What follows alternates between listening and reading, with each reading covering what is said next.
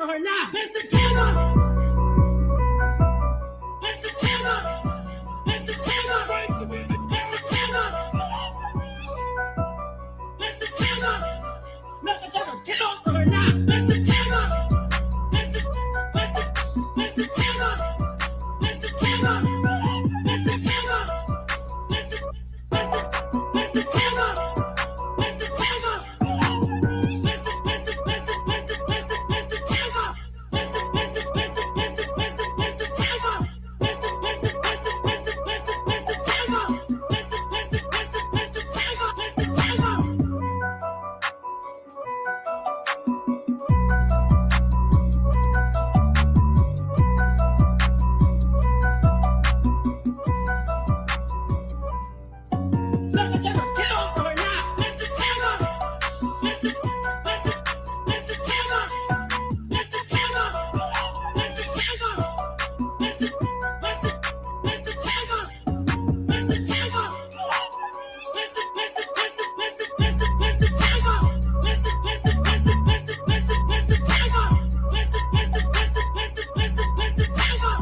Give me the phone and it'll be over. Mr. Tigger!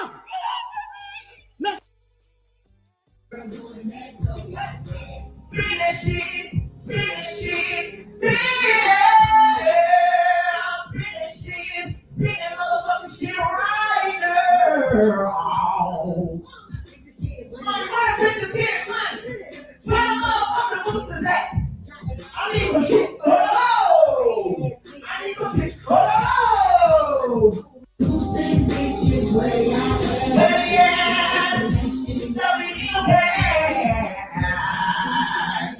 Girl, doing that though. See that shit, see that shit, see that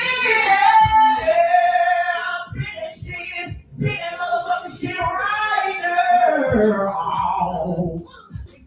Money, what a piece of shit, money.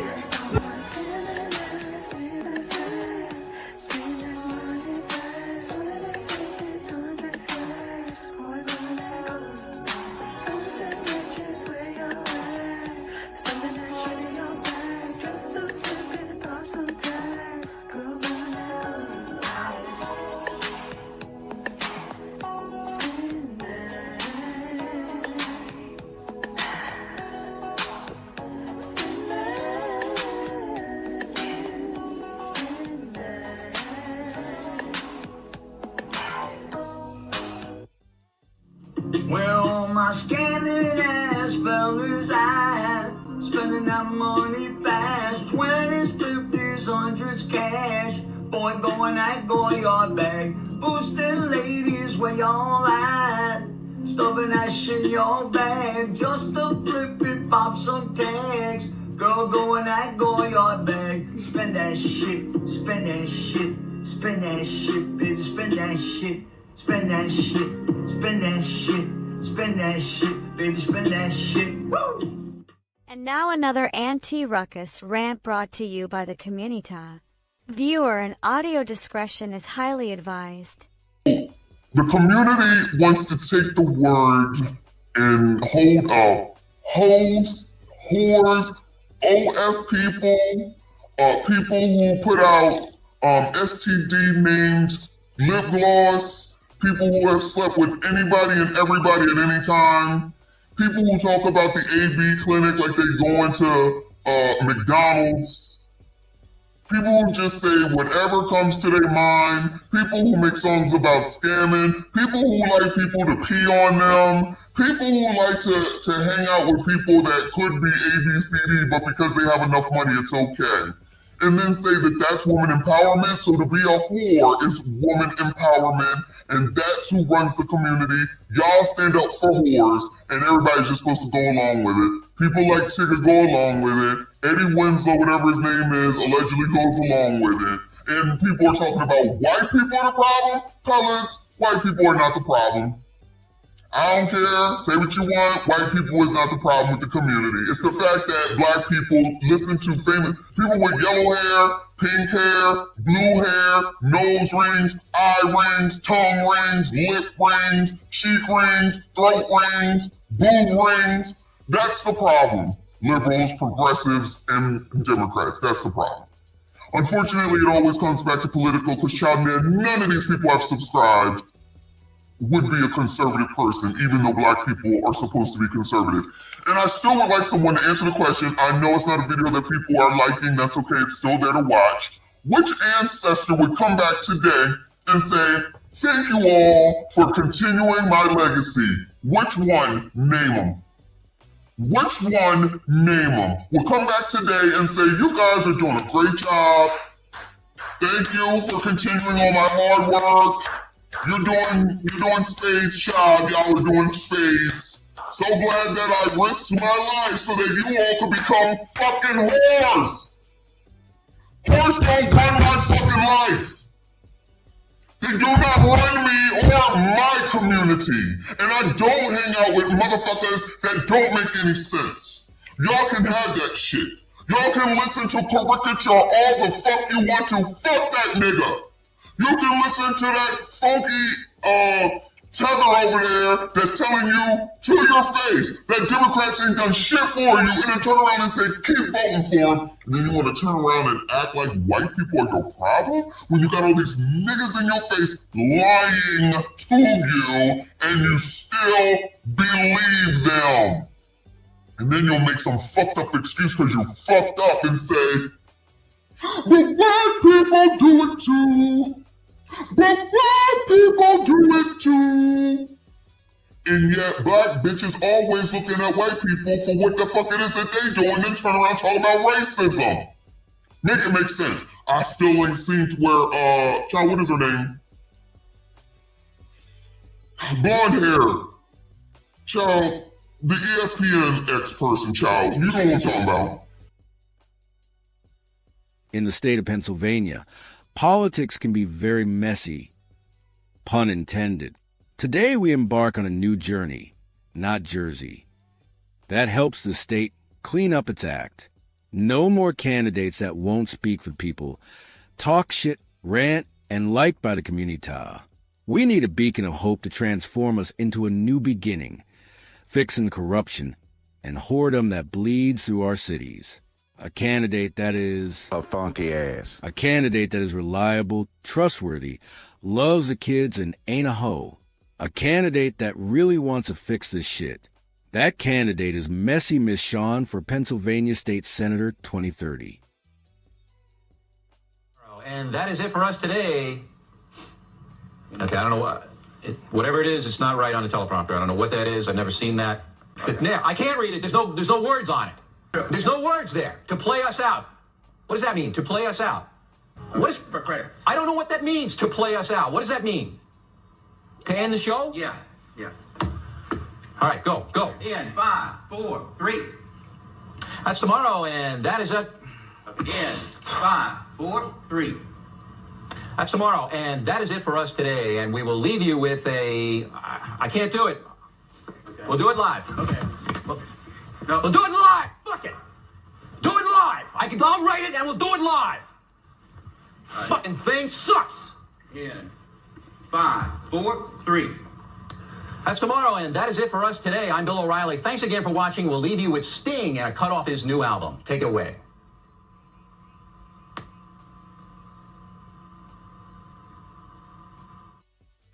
We'll do it live.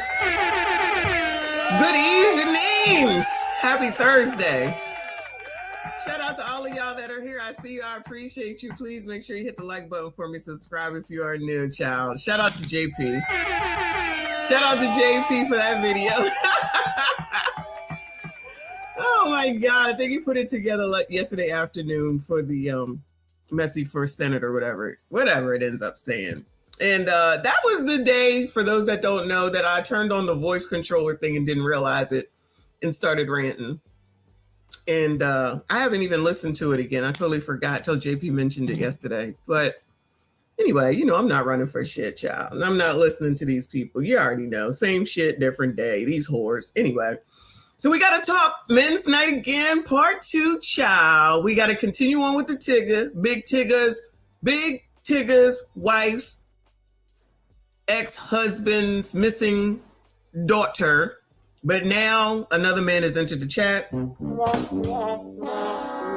I bet she mad that she ever opened her damn mouth and went out on the internet. Because, child, the dominoes is falling down. Oh, what is that, a movie? No, that's Alicia Keys. I keep on falling, child. She wishes she shut the fuck up, okay? So there's another man. And then there is this Nolan, what the hell is his name, child? Nolan Xavier Wells, right? Who is deceased. Rest in peace to that young man, right? But it happened in Mississippi. I was in Mississippi at the time that this happened. Now, I didn't have nothing to do with it, okay? But I was in Mississippi at the time, okay? So we got to go over that. I've been trying to hold off. So now we got to go over it, all right? Then there's a couple other things we got to take a look at, right? I feel like there's a lot of, what are they called? Influencers that are dead.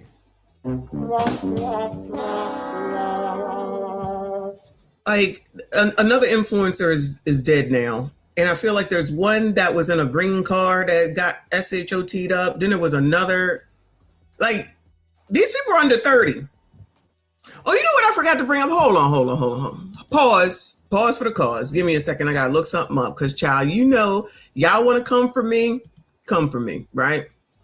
I come back, all right? Hold on a second. Because people just be too upset about shit, about other people's opinion like crazy, right?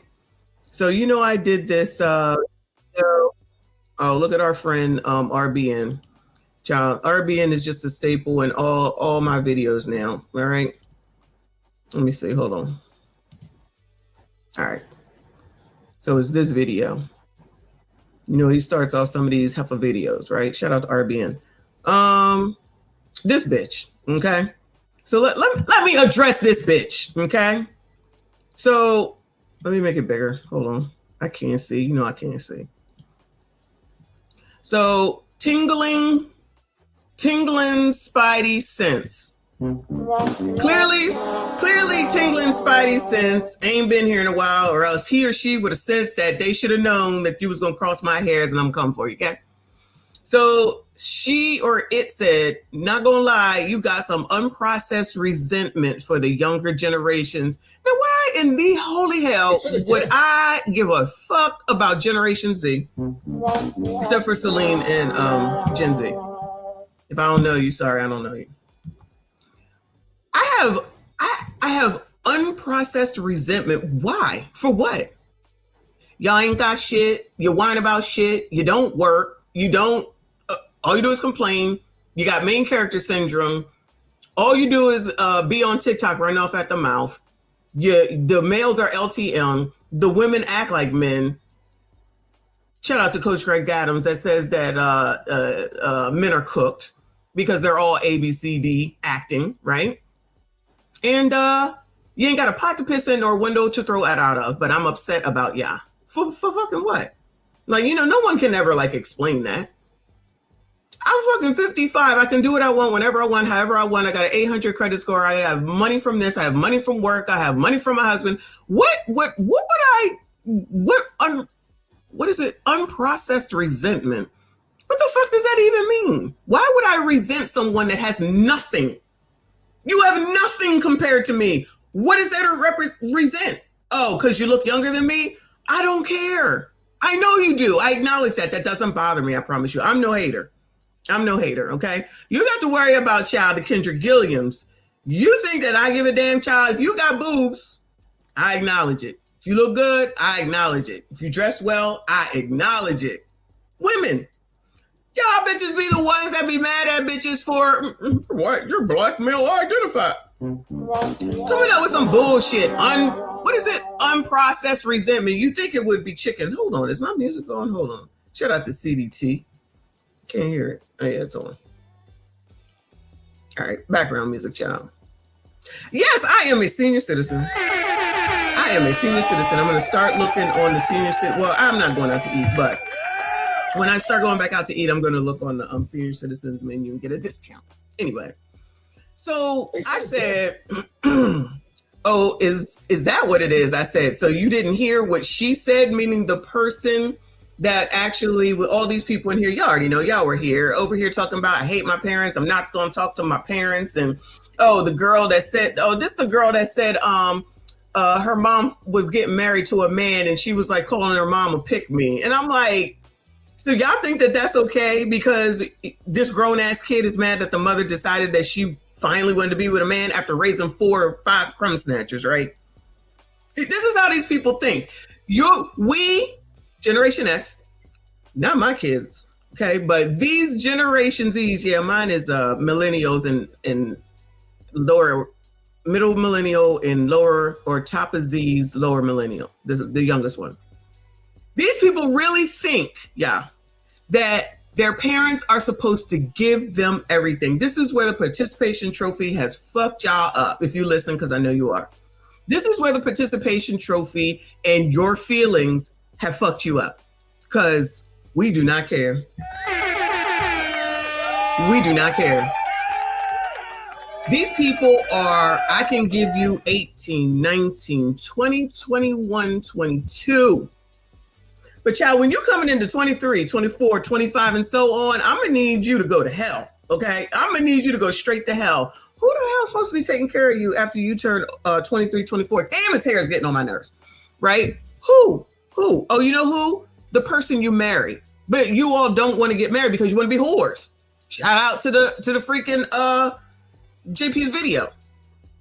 That's what you all want. You want to be whores. And then you're out here not whoring right. And then you getting kicked the fuck out. You can't eat. You getting your car taken away. Repossessions are up.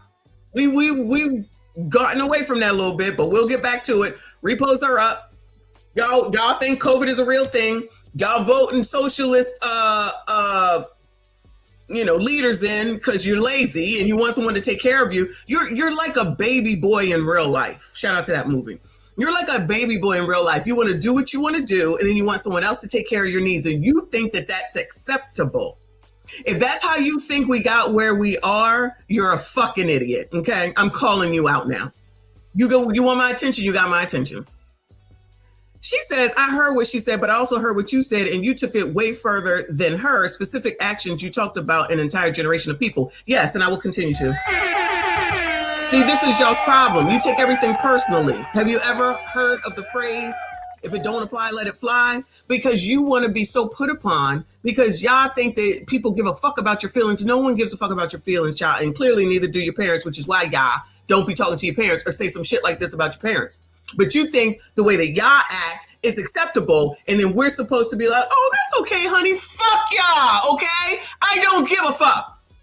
I don't give a fuck about your feelings, because clearly this bitch in this video didn't give a damn about her mother's feelings. God forbid that a whole ass adult woman says that she wants to get married to a whole ass man after raising crumb snatcher ass, criminal ass kids. 2 left, 2 gone.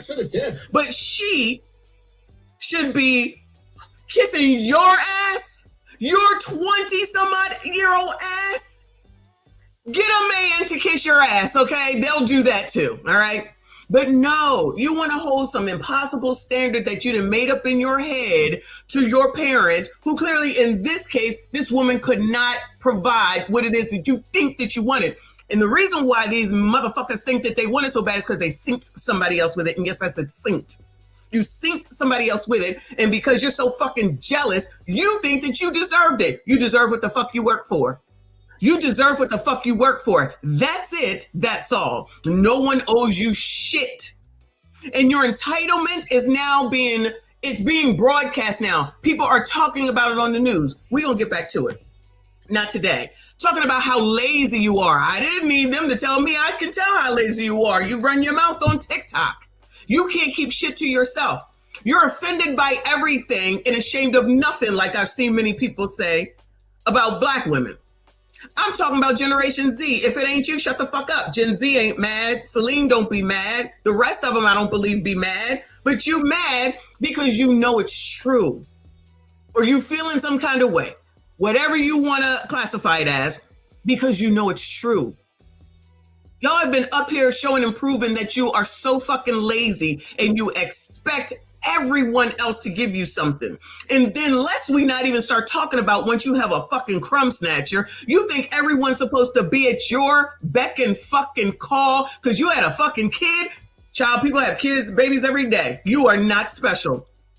Love my grandkids to death, but guess what? I'm not fawning all over them, child. I'm up to 5. The first one, yeah. The second one, all right. The third one is like, all right, it's just another fucking baby. What do you want from me? They're all the same. You gotta take care of them. They cry, they shit, that's it. That's it. Oh, I'm supposed to just be at your beck and call because you had a fucking kid. Child, please. Can you do something spectacular? Can you go and I don't know, figure out something with science that's going to make shit better for the rest of us? Do something important. Do something that matters. Don't get on here showing me your pink hair, your orange hair, your blue hair, your spider's makeup and weave, your whoredom behavior, your half-dressed ass, your complaining ass. You talk about men ass because I'm sure this is a bitch. I'm sure this is a bitch. Or a low testosterone man. Child, go figure out how to make these men not be low fucking testosterone men, okay? No, you gonna come into this comment section for me? I come back. I said, damn, you really mad about this. F them and F you too. I said that. I meant that. This bitch says, I'm not mad at all. You're just a prime example of boomers and just so toss in the boomers, child. She probably don't even know one. You're a prime example of boomers and Generation Xers who raise the kids you complain about, then refuse to accept that society has changed for the worse. While y'all built your wealth during a time when a 45K a year salary, you hear this, it's always about money. That's why I know this is a bitch. Listen. I'm not mad at all. You're just a prime example of boomers and Generation Xers who raise the kids you complain about, then refuse to accept that society has changed for the worse while y'all built your wealth during a time when a 45K a year was enough for a house and a family. Basically, shut your old ass up unless you're going to do something. I'm going to talk about you and laugh at you. Okay? Oh, shit. I see that she answered back again. Okay, so we got a lot to talk about here. All right, we just getting started. All right? So notice how it goes back to money. When 45K a year was a good salary, bitch, 45K a year would have been great, but I didn't have that. See, this is what y'all don't know. You only take what you hear from fucking headlines, probably from bitches on TikTok or one person that you heard. See, she don't know that maybe if you got married and you combine 45 with 45, I know y'all don't understand math because they don't teach y'all shit anymore and all y'all are failing in school, all these failing ass schools, right? Shout out to Baltimore. And you add 45,000 and 45,000, you get $90,000. You get $90,000. Did you know that? Did you know if you are one person with a salary and you have another person with a salary and you come together, you get more money? But y'all want to be strong and independent and don't need a man. That's why that girl called her mother a pick-me. She would rather see her mother struggle for the rest of her life than to go ahead and do what she needs to do in order to make her life better. So that girl is actually the problem. She wants her mother to suffer. She would rather her mother take on her feminist ways. I'm talking about the girl in the video. And that's why she called her pick-me. And this bitch, and if you're listening, tingling spidey sense, you're the problem because you're just like that bitch in the video. You worrying about people that you should not be worried about. You should be worried about your damn self. Now, the times that you should be worried about yourselves, you motherfuckers don't worry about yourselves. You pocket watching us. You be pocket watching us. Shout out to my Michael Kors shirt, okay? You pocket watching what the fuck we doing instead of putting your head to the ground and doing what you need to do. This bitch talking about society has changed. Bitch, you think I don't see you? Do we not live in the same society, Bueller? I'm sorry. Do we not all live in the same United States of America? The difference is that you so busy pocket watching, you're not going to get what it is that you're supposed to get by working, bitch. You don't want to get married, so how the fuck else you gonna do it? Whoring. Shout out to y'all whores. That's what y'all do. You turn 18 and you turn into whores. You turn 18 and then you want to go out and buy pink hair, orange hair, blue hair, purple hair, and you think that shit is cute while you looking like RuPaul. Shout out to RuPaul and shout out to Kevin Samuels. Y'all think that shit is cute. You think people want that shit. Men don't want that shit. But y'all then talk about the same people that you should be actually getting with so that you can build wealth. Because you don't want to listen. You don't want to hear about how to build wealth so that you're not a poor ass bitch. No. You would rather listen to a bunch of bitches, the sister or sisterhood that don't give a fuck about you because they don't like women. Other women don't like other women. One would think that you're so smart that you would know that by now. No. Keep on. Y'all keep on. Keep going to TikTok. Keep listening to miserable ass, single ass bitches on TikTok. And we'll see where it is that you end up in about 5 years. But I give you 1 year. See where you are 1 year from now. Because let me tell you, it's going to be something very different here, okay? Keep watching, though, girl. Keep watching. Because clearly, you got a problem with me. Don't know me from a can of paint. I don't know you. I don't care to know you. I don't give a fuck about you. The only people that matter to me are the people that are in my motherfucking circle. And that's not you. But because y'all think that you run something, you can't even run your own fucking life. Now you want to come out here and talk about old. You're not hurting me. I'm old and I'm well-to-do and I have people that I can depend on. I have a whole ass father. Rest in peace to my stepfather. A whole ass mother. And yes, they are baby boomers. The men were in the military. They have a lot of money. How about that? Hate on, bitch. Hate on. And guess who's going to get an inheritance when they die? What you going to get? Bitch, what you going to get? Hating. You mad because I'm gonna get an inheritance when my parents die? What your mama gonna give you, boo? What your daddy gonna do? You know who your daddy is? I had two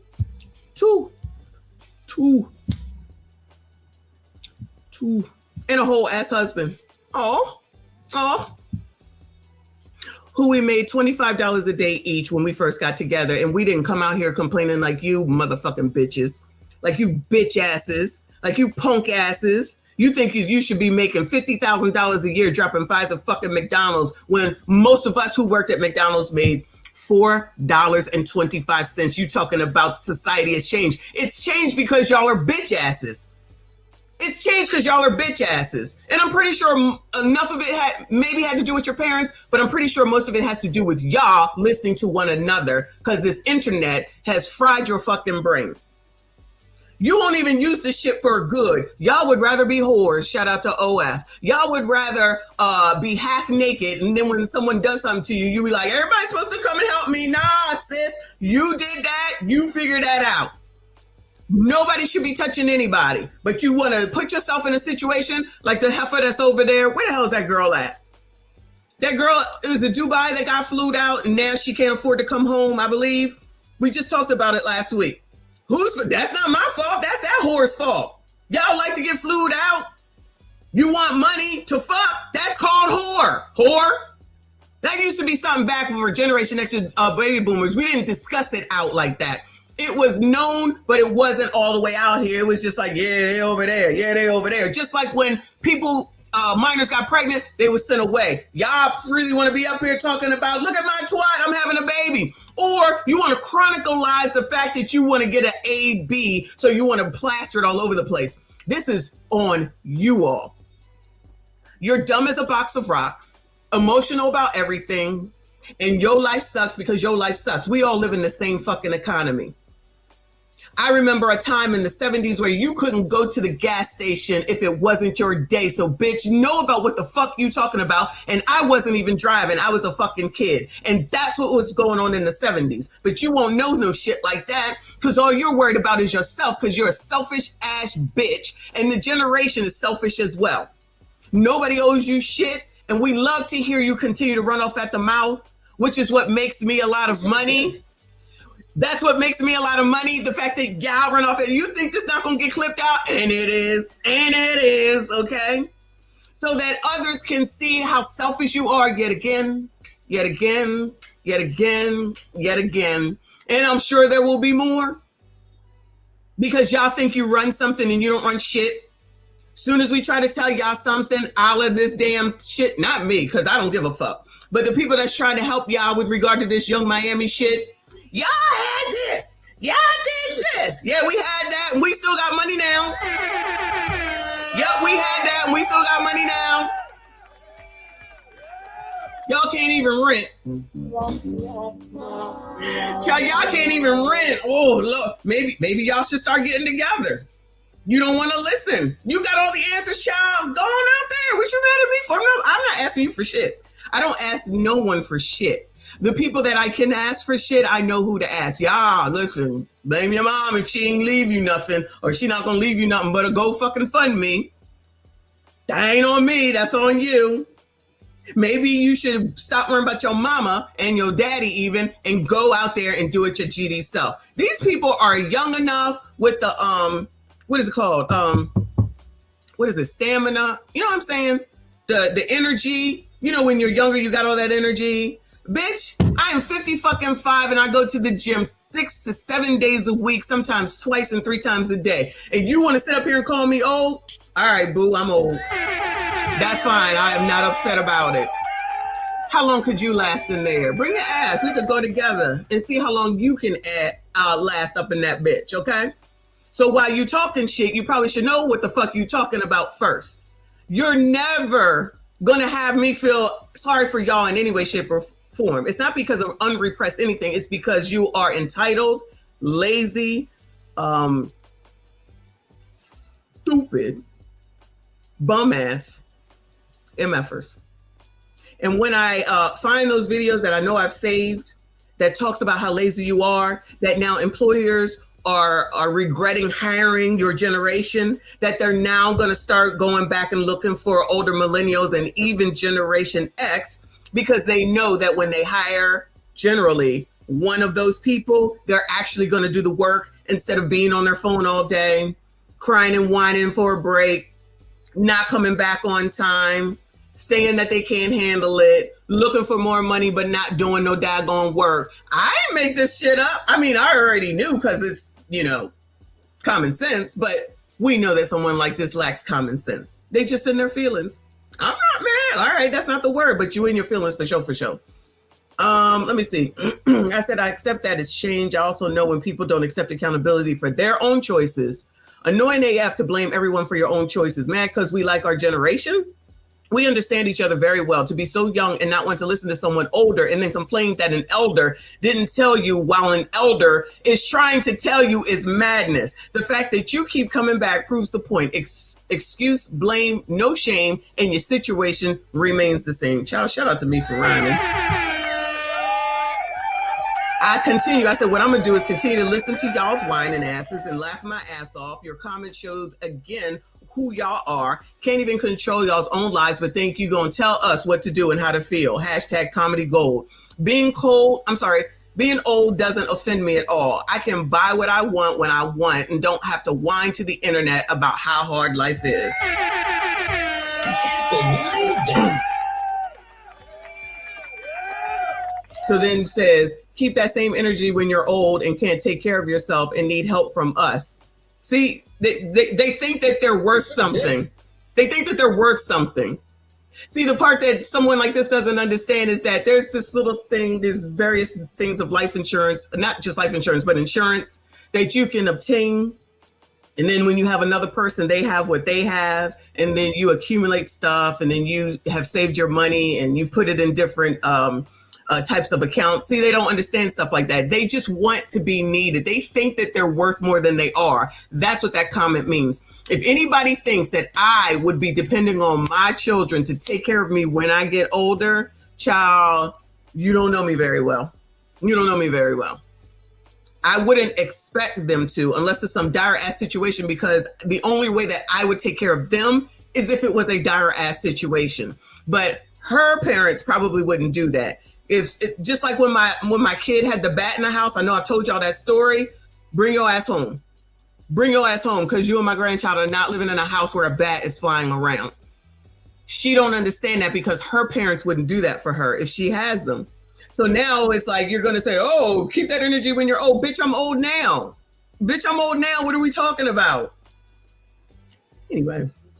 It's also cute. You assume all of us are begging and crying on the internet. See, the reason why this person is within it is like all the shit I hear all the time about black women and wigs and all that. I don't be getting upset about it because 1, I don't care. And 2, I don't care. This one cares. This one cares. That's why she got to keep mentioning what I say. If it's not you, then why are you upset? Then why do you care? Then why do you keep coming back? Because it's you. So do something about it. Don't. You can keep talking to me, girl. Content for days, child. Content for days. She said some of us are doing what we're supposed to be doing, but also notice boomers being a main reason why society is messed up as it is. Y'all raise the same people you think are the problem. Shout out to any boomers in here. It's your fault too, child. Let me see. It's boomers' fault. It's Generation X's fault. It's black men's fault. It's Anton's fault. Abba dabba do.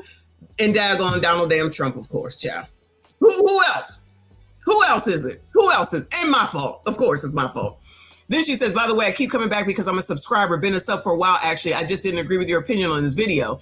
It gave boomers and Generation Xers need to enjoy their retirement and let the new generation take the wheel if you have so much resentment for us. Also, let's not also act like there's people your age with the same entitled mindset. I don't know what she's talking about. We gave up we let the 90s die when CGA did that video or that live stream about the 90s being dead. When this last video came out with the Young Miami stuff, what'd I say? I said, congratulations. Because I already know how these people gonna act, just like her, right? You cannot do something for someone who's not willing to listen, okay? So do you. And you have the right to do what you want to do. Don't blame anybody else for your life when you are a damn adult. It's you. It's on you. It's your problem. It's your choice, right? So let me go over here to this since we just talked about Young Miami, because this shit just won't go away. What are my scamming ass niggas say? Yeah, I'm not taking copyright for her, but so welcome to the culture, which clearly is probably a Generation Z. It says, wow, you won't believe it. Generation X and early millennials introduced low frequency music to our culture. So it's a way to say, oh, it's all your fault. It's your fault, right? Now the generation raised by them are doing the exact same thing. Wow, that's so surprising. So, Lord, this says, oh, Lord, because I'm old. The degenerate street culture hip hop was made popular in the 90s and 2000s by Generation X, older millennial rappers and culture. They are the beginning of this. Can't blame Young Miami if these songs are still being played and celebrated today. Y'all showed us that this was hip hop and we followed your lead. Don't complain now. This person maybe is the person in charge of Welcome to the Culture. I'm sorry, the girl that was over in my comment section, because it sounds the exact same. So let's go ahead and apply that to white people, okay? So since white people used to have black people as slaves and they used to beat them, so then they should still do it. What do y'all think? Does that about sounds like what she's saying, right? Because that's what they used to do back then, so they should be able to do it now, since everything is racism, right?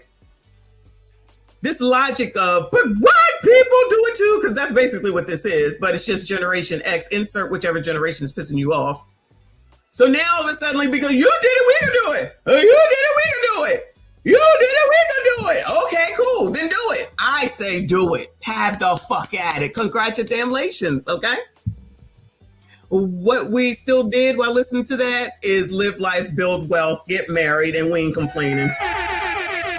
What we also did was understand that that's entertainment and this is real life. What we also understood is that this is not something that we should be like singing at work, shouldn't be singing it in church, shouldn't be singing it around the kids or teaching it to the kids or showing it to the kids. We knew that. Y'all don't know that. You think that everyone should have it because you're whores. Like, let's be honest. Whoredom all 26 going into 2027. That's what this comes down to. You not gonna tell me that's not what this is with that other person and this right here. It's totally, you not gonna tell me. This is what it is. We're not, do it. Do what you want. The results are yours. You're not accepting accountability. You're not accepting your choices. You can listen to her. Fuck this whore on the screen who likes to be peed on, who fucking was messing around with Diddy while y'all mad at Daphne Joy. You're not mad at her because she most definitely was on that nigga. Congratulations to her. She calls herself a whore. We looked at her documentary. We watched her documentary the other day. She's a whore. So if that's what y'all want to be, then be that. That's why OF is so popular, or was so popular. I don't know what it is now.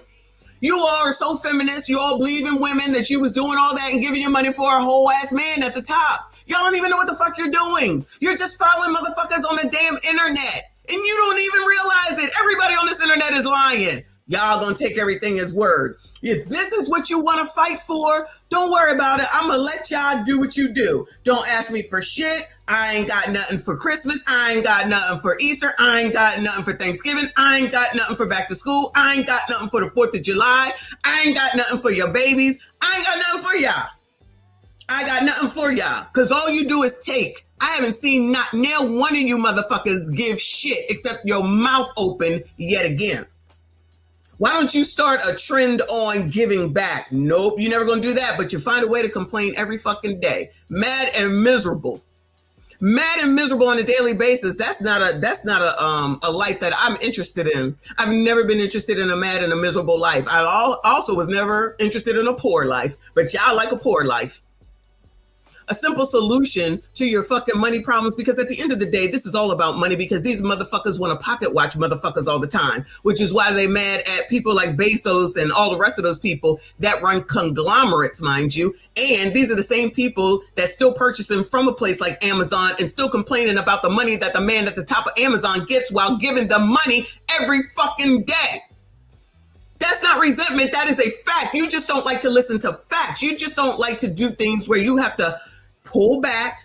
You can't have everything that you want when you want it. You can, but when your ass get into debt and you can't afford shit, don't blame us, blame yourself. That's a you problem. Just like student loans. I don't understand why anybody would want a student loan after everything that we just saw. You dummies still taking student loans. You dummies still taking student loans, then y'all out here talking about the degree doesn't do anything. Well, what the fuck are you taking a student loan for? You was too dumb to get a scholarship, so you got to take a fucking loan. I mean, it is what it is. You can not like it, you can hate it all you want to. So what you think, you're going to be like her? This is a one in a lifetime thing that happened to her and that JT girl. These things don't happen regularly. This shit like this does not happen regularly. Then y'all think that you're her. She won $100 million man. You do hear that she's saying that she wants to get married now. Now that her whoredom is all out here. Now that she done shown all y'all's kids and everything whoredom. You follow that shit. She said, not my kids. I don't want my kids to be no city girl. I don't want my kids. Y'all don't hear that part, huh? They just run you because you idolize these motherfuckers. It's just entertainment. Just listen to the fucking music. You don't have to emulate it. You don't have to know it so well. You don't have to memorize it. You ain't got to tell everybody. Enjoy the fucking music and take care of your responsibilities. Y'all don't know how to do that. Y'all don't know how to do that. And these artists know that shit. That's why they give you ratchet, because you're going to go for the ratchet and they're going to get rich and then they're going to move on and then they're going to become conservative and get married. Then y'all going to be mad at them. And that's why y'all mad at people like Jay-Z. Y'all just be mad at everybody. Y'all stay mad, child. I ain't got time to be mad because, child, I have vacations to take and places to go and people to see. And it ain't y'all's miserable asses, I tell you. But shout out to Generation Z, the laziest generation ever, providing me with content all day, half the night. That went a little long, but I think it was worth it. Anyway, let me get on to the real stuff, though. Let's look at this. Since we're talking about whoredom, let's look at this. So this, I don't know. Detroit woman, Keisha Nicole Jones, 31. Now, child 31, she should know better. Was flown out to South Florida. Shout out to Skinny if he's here. She was reportedly last seen leaving Dean's Gold nightclub in Miami Beach. I'm going to go out on a limb and say that Dean's is a strip club with a mystery man. She was later found dead. Her body was recovered from the waters off of Biscayne Bay. Rest in peace to her. Wash, rinse, repeat. It says FBI has taken over the primary investigation into the tragic death of 31-year-old Keisha Nicole Jones, whose body was recovered from the waters of Biscayne Bay near Virginia Key. Local authorities and federal agents are actively treating this as an open death investigation as her family searches for answers. Let's see. Keisha Jones's life. It's surveillance video taken Friday morning from outside Scarlett's Cabaret off Hallandale Beach Boulevard. Earlier that morning, around 6 a.m., investigators say the 31-year-old was... Mika, if I didn't know you was here, child, I would think this was you. She favors you. Let me just say she favors you. I think Mika is here. Wow. So she's black. I thought this girl was white until just a second ago. I thought she was white. So y'all still getting flued out in 2026. But Generation X and Boomers are... Generation X and Boomers are the problem. Oh, okay. At Dean's Gold off 163rd... Well, Gentlemen's Club sounds like a script club to me. ...Street in North Miami Beach. 3 days later, according to sources, her body would be found here in the waters off Biscayne Bay, not far from a NOAA research building. The FBI is now investigating. Her family, mostly friends of Keisha Jones's life. It's surveillance video taken Friday.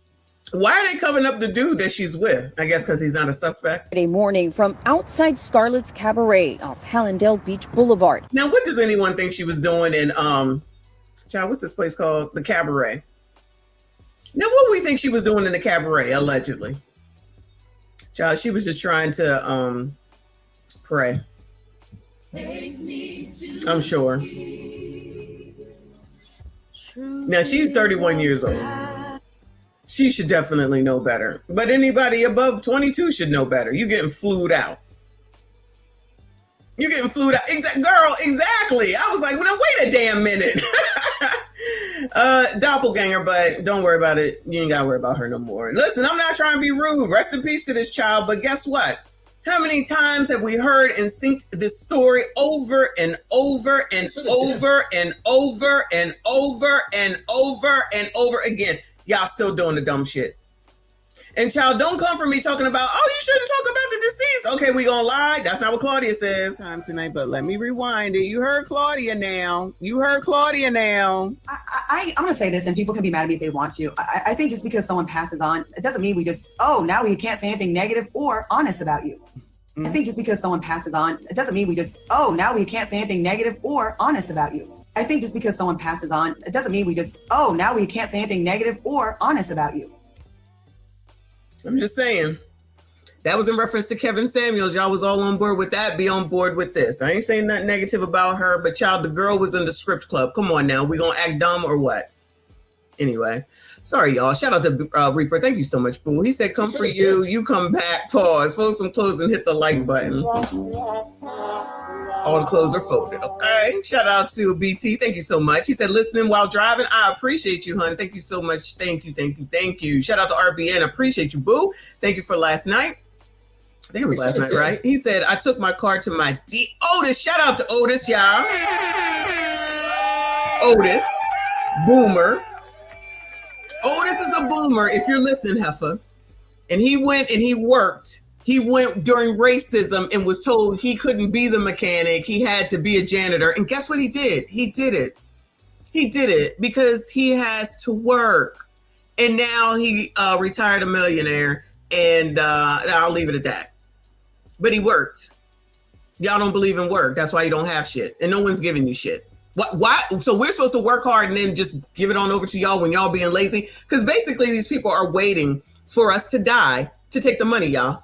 Generation X, boomers, if you're here. These MFers are waiting for us to die so that they can have the money and not have to work. Child, be careful. They might be trying to take y'all out. Anyway, after he finished, I thanked him and told him I was now going to decanter him. He said it's about time and laughed at me. # Gen Z mode. These people do a lot of pocket watching and not enough working as far as I'm concerned. Thank you so much. Shout out to Otis. Shout out to Maurice Manhattan. Thank you so much, boo. He said, thank you, Miss Sean, for being a sensible, outspoken voice for Generation Xers and anyone else who has some sense. We will continue to rock with you no matter what they say. Thank you so much, boo. I appreciate you. Shout out to the best generation ever. They hate that. Why do they hate that so much? Haters. What is it called? Hi, hater. Just mad. Like, Imagine being upset that people were happy about the time that they grew up and they have fond memories from the time that they grew up and not miserable and not complaining and not whining and not saying that it's somebody else's fault. Because guess what? Y'all already know our mothers and fathers like, you got McDonald's money? These motherfuckers will put fucking fries on damn Klarna. This is a different time. Yeah, you fucking lazy cook. Get a job. Work in a restaurant. You get the fucking food for free. Anyway, child, let me move on. We'll be here all day. I could talk about this all day. HMG, appreciate you, honey. Said, hi, family. Here late, but showing out for Auntie. Thank you, boo. You're not late. I'm just really getting into it. Squeegee Kid! Shout out to the Squeegee Kid. I appreciate your generosity, boo. You already know. Thank you so much. He said, I couldn't afford to order a delivery pizza until I lived 14 years in an efficiency with Somalis in South Minneapolis hood. Mice, roaches, no matter how much I clean, thanks Somalis, but Gen Z is suffering because they can't afford to travel. F out of here. Exactly. You know what, Squeegee Kid? You are absolutely right. Hopefully you're still here and you hear this. These people, I'm telling you, I've been saying it, they just want to do what they want to do. They want to show off for the internet. Main character syndrome. It's so main character syndrome because the whores do it, meaning the OF people. Remember, there is a whore that makes, I forget the amount, but just say it's like $200,000 a month and she can't afford to live because her expenses are outrageous that she has to continue to whore on OF in order to afford her life. Now, instead of getting rid of some shit, she's going to keep whoring. Instead of cutting back, she just says, I got to keep whoring. This is what I'm talking about. These people ain't listening. They want to do it. We here for it. And we here for your whining ass stories, child. Content for days. Thank you so much, Squeezy Kid. I appreciate you. Big boy, thank you, boo. He said Generation X also figured out how we did not need credit card debt as well.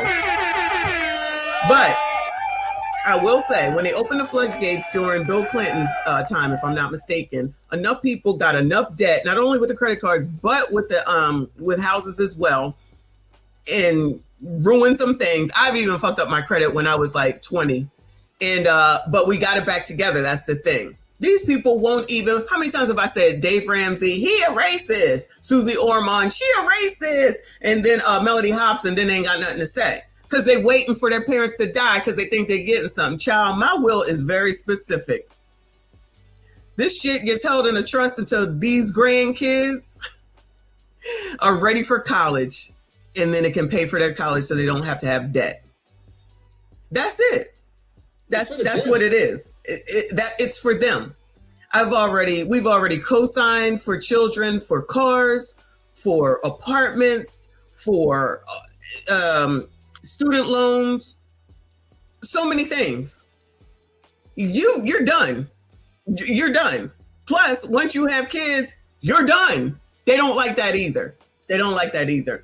You didn't do that for us. Nope. I'm not raising them. I raised you. So that's a you problem. Get your husbands to take care of you. That's what you should do. You know, when you die, their shit goes to you. Or when they die, their shit goes to you. That's who you should be talking to now. They don't understand that part either. Not my kids. I'm just talking about Generation Z. They don't understand that because they want to be feminist. And they want to make men gay. Thank you so much, boo. I appreciate you. Wayne Lundy, thank you, boo. He said, this is the I did my best generation. Never did more than bare minimum era. I don't even think they do the bare minimum, honestly. Shout out to you, boo. Shout out to Reaper for another 2. He said, stop leaving with tricks. 304s be getting deleted.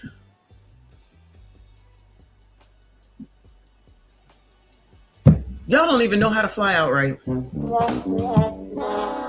Y'all still don't even know how to fly out right, y'all. This is crazy. We've been hearing this since I've been on this internet, but since we used to listen to Kendra Gilliams. Y'all still doing it. Y'all do everything wrong. Child, these people. Shout out to Uncle Rick. Thank you, boo. He said, I spent a lot of money on you, Diamond. Yo, remember that dude? Oh my God. Yeah, that's what. I forget that dude's name. I know exactly what you're talking about. Woo! And they think that shit is funny and cute. A dangerous ass business. And you want to do it on your own. And then you think you're going to go get flued out. Lord help your people. These dummies. Dummism all 2026. Shout out to Kofi. He said, he got money though, and then boom. Child, he got money. Yeah. No sense. All of them. If you offended, that's a you problem. Why do you care what I think? I said what I said. I meant what I said. That's it. That's all. Shout out to you, boo. Wayne Lundy with another 5. It's a rerun. This is why we refuse to save them. Exactly. They keep running into quicksand chasing a bear. Keep doing the same shit over and over and over. Wow. Learning nothing, but it's somebody else's fault. Woo. And keep listening to the same dummies that keep doing the same dumb shit. That's dumb. Dummism. RBN, appreciate you, boo. He said, I hate autocorrect changing my words and shit. It was supposed to say decenter. Oh, decenter and men. Never mind. F autocorrect. Death to smartphones. Never. Shout out to the iPhone. Thank you, boo. I appreciate you. Good luck to whoever is sorry, y'all. So good luck to whatever comes next there. Let me go over this video that Kofa just sent a little while ago, and then I'll get into the Big Tigger stuff.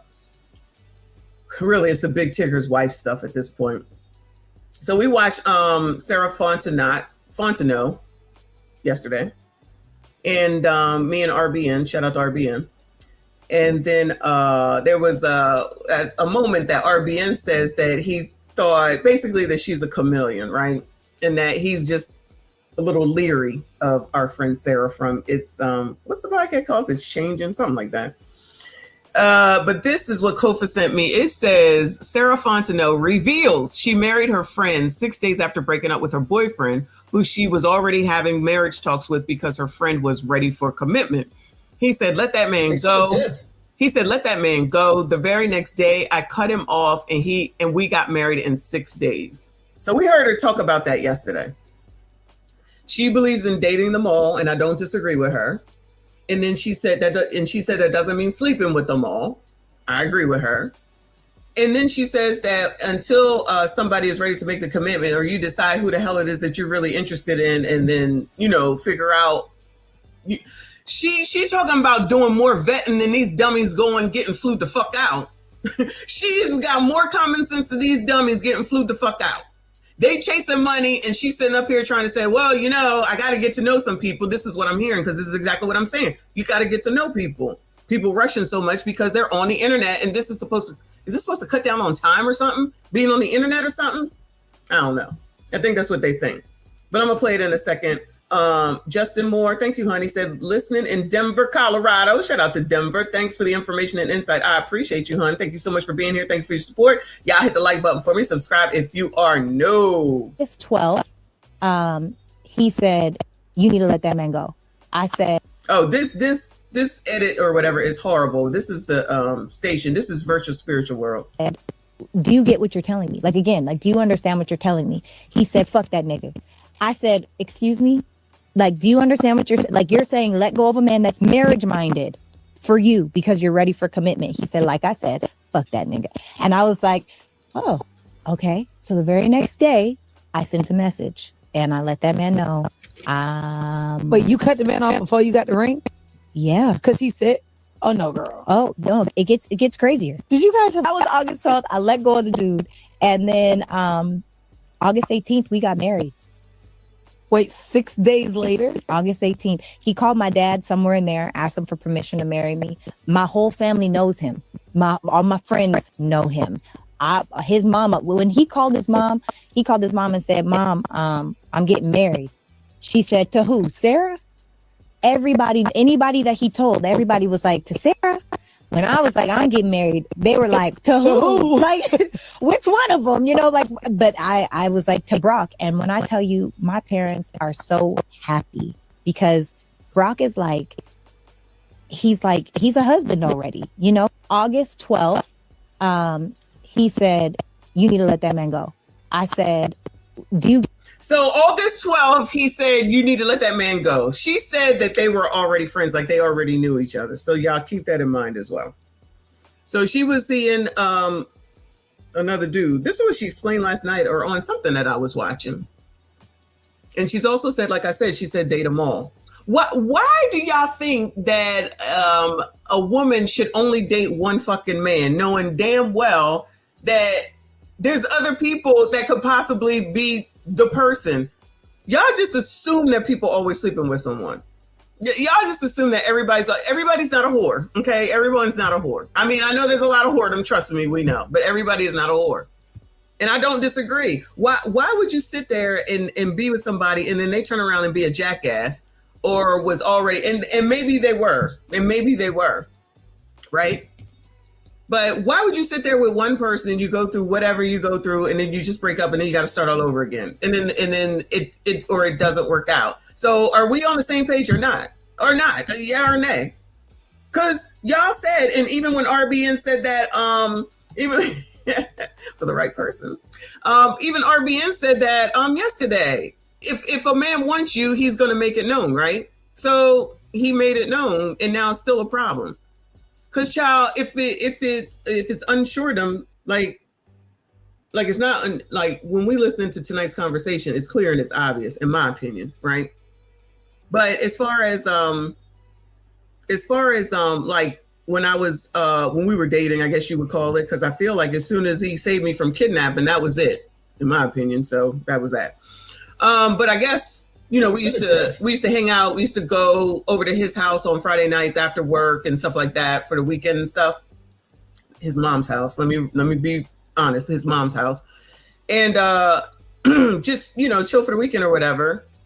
And then we was together for about a year or so. And then that's when I was like, okay, this is what I'm ready to do. So, I'm not going to be nobody's baby mom. So we're either going to get married or we're done. That's exactly what I said. We're either going to get married or we're done. Because, child, ain't nobody got time to be waiting around for motherfuckers, and then it'll be 23 years. I'm not excusing that girl that said 23 years. She is stupid. She's just stupid. But, child, how much time does it take to get a commitment? You know what I'm saying? And how long do y'all really think that women are supposed to wait for a commitment? Because they're the ones that's basically waiting for a commitment at the end of the day. And then you don't get one. I mean, okay. I personally think it takes a good year and some strife in order to really know somebody. That's what I think. At least a year and some strife. Because when you're in a honeymoon phase, everything is everything, right? So until you have some sort of discourse, you don't know how that person's going to react. Remember I told y'all when I had the first baby, and she was a baby, like she was in a high chair and I was feeding her and she did something and I called her a biatch, right? And my husband came right out there and said, don't you ever call her that again. That was it. Okay. And I knew it was wrong. But this is another reason why single moms, you need somebody else there to be there when you do get upset and frustrated, that you can pass baby off to somebody. Y'all always looking for the fucking village, but y'all never want to look at the fucking person that you had a damn baby with. But I digress on that. So I don't know. These people be 5 minutes, then they getting flued out, then they dying. Allegedly. Let me say allegedly, because we don't know. So these people don't have the sense that they were born with. So nobody is sitting around waiting like 5 years. Well, we know that they are, but anybody with some sense, this is who I'm talking to about right now. Anybody with some common sense is not going to sit here and just wait around forever for a commitment. I wouldn't. You know me? You know me or no? If you can't do it, then if you're not trying to do it, then that means that I'm not your person. So moving on. Then you got to start all over again. I mean, you got to start all over again. But she said it was two guys. She said it was this Brock dude and then it was somebody else, and she was dating them both. And I don't find a problem with that. I know y'all think differently, but that's fine. I don't think there's a problem with that, because y'all most certainly out here doing more than two, which it is what it is. But no, I don't think women should just wait around. It don't mean that you fuck everybody, because you'll get known as a whore. But they're whores anyway. Shout out to Kofa. Thank you, boo. He said her friend waited until he was ready. The other guy was marriage-minded as well, meaning they were working towards something and she didn't give a F. No, she said that. She explained that. She didn't explain it in this clip, but she explained it when I heard her tell the story. She said she was dealing with two men that were marriage minded, including the dude that she knew. No one cares how that guy feels getting left. Y'all leave women too. Like, y'all gonna stop. Y'all gonna stop. Y'all are not gonna sit up here and tell me that y'all don't leave women too, or have left women or push them away from you. Do things because you don't want to do because I read this a lot. Y'all don't want to do the breaking up because of how women act, right? So then you just do shit to push her away, and then she leaves. I'm talking about normal women, y'all. I'm not talking about these crazy ass people. I'm just talking about normal women. You feel how you feel. I'm in agreement with her.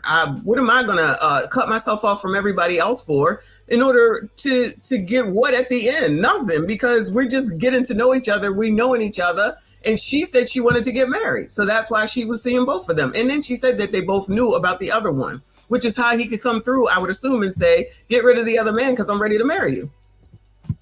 Allegedly. I mean, she did say that, but I'm assuming that's the reason why. Thank you, boo. He said, wait. Did you just say you bullied him into marrying you? Laughing my ass off. No, I didn't. I made it known where I stood. That's it. That's all I did. That's not bullying anybody. Listen, there's other women who won't speak up for themselves. That's not my problem. That's a them problem. Just like I said that many a black person will not negotiate their salary. I'm never scared, okay? I'm going to say what I have to say. I might wait. I might think. I might, figure out what the right timing is or whatever the case may be. But what I'm not going to do is sit up here and fuck my feelings for yours. Why would I do that? So I should fuck my feelings and what I'm going through and what I feel and what I'm looking for and what I want for you? Y'all crazy. Y'all crazy. That's not how that works. If I'm supposed to care for you and your heart and your feelings and your life and your livelihood, then you should be doing the same for me.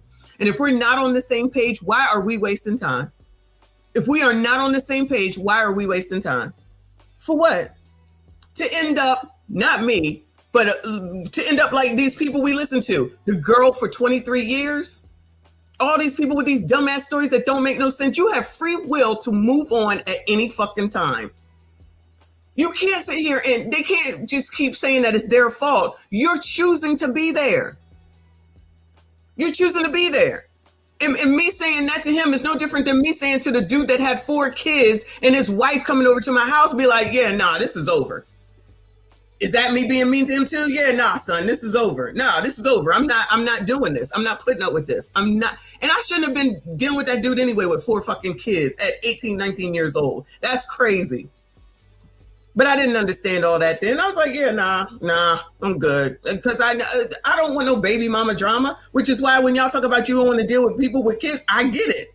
I understand from that one situation.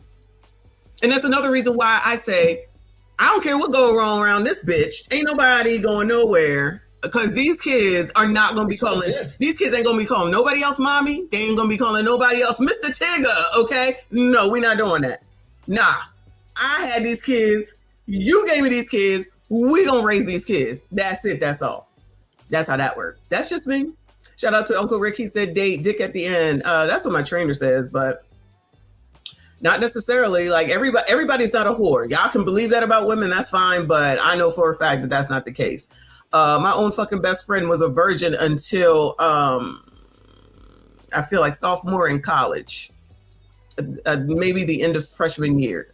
So it is what it is. We all know different people, I guess. Kofa said, thank you, boo. He said, Melissa Ford, same thing. Her words. She had a good many that wanted to marry her that she says she loved and she chose the industry. Her choice. That was her choice. Exactly. So her coming, she's a good example. She's a whore too, but she had her opportunities. I think she said she was engaged 2.5 times, whatever the fuck the half meant. And then she just wanted to do what she wanted to do. She wanted to be a whore. Cool. Shout out to her. Now she out here complaining about all the men. Bitch, you had your opportunity. You did not take it. That is a you problem. I ain't got no sympathy for her. Fuck that bitch. She's a whore.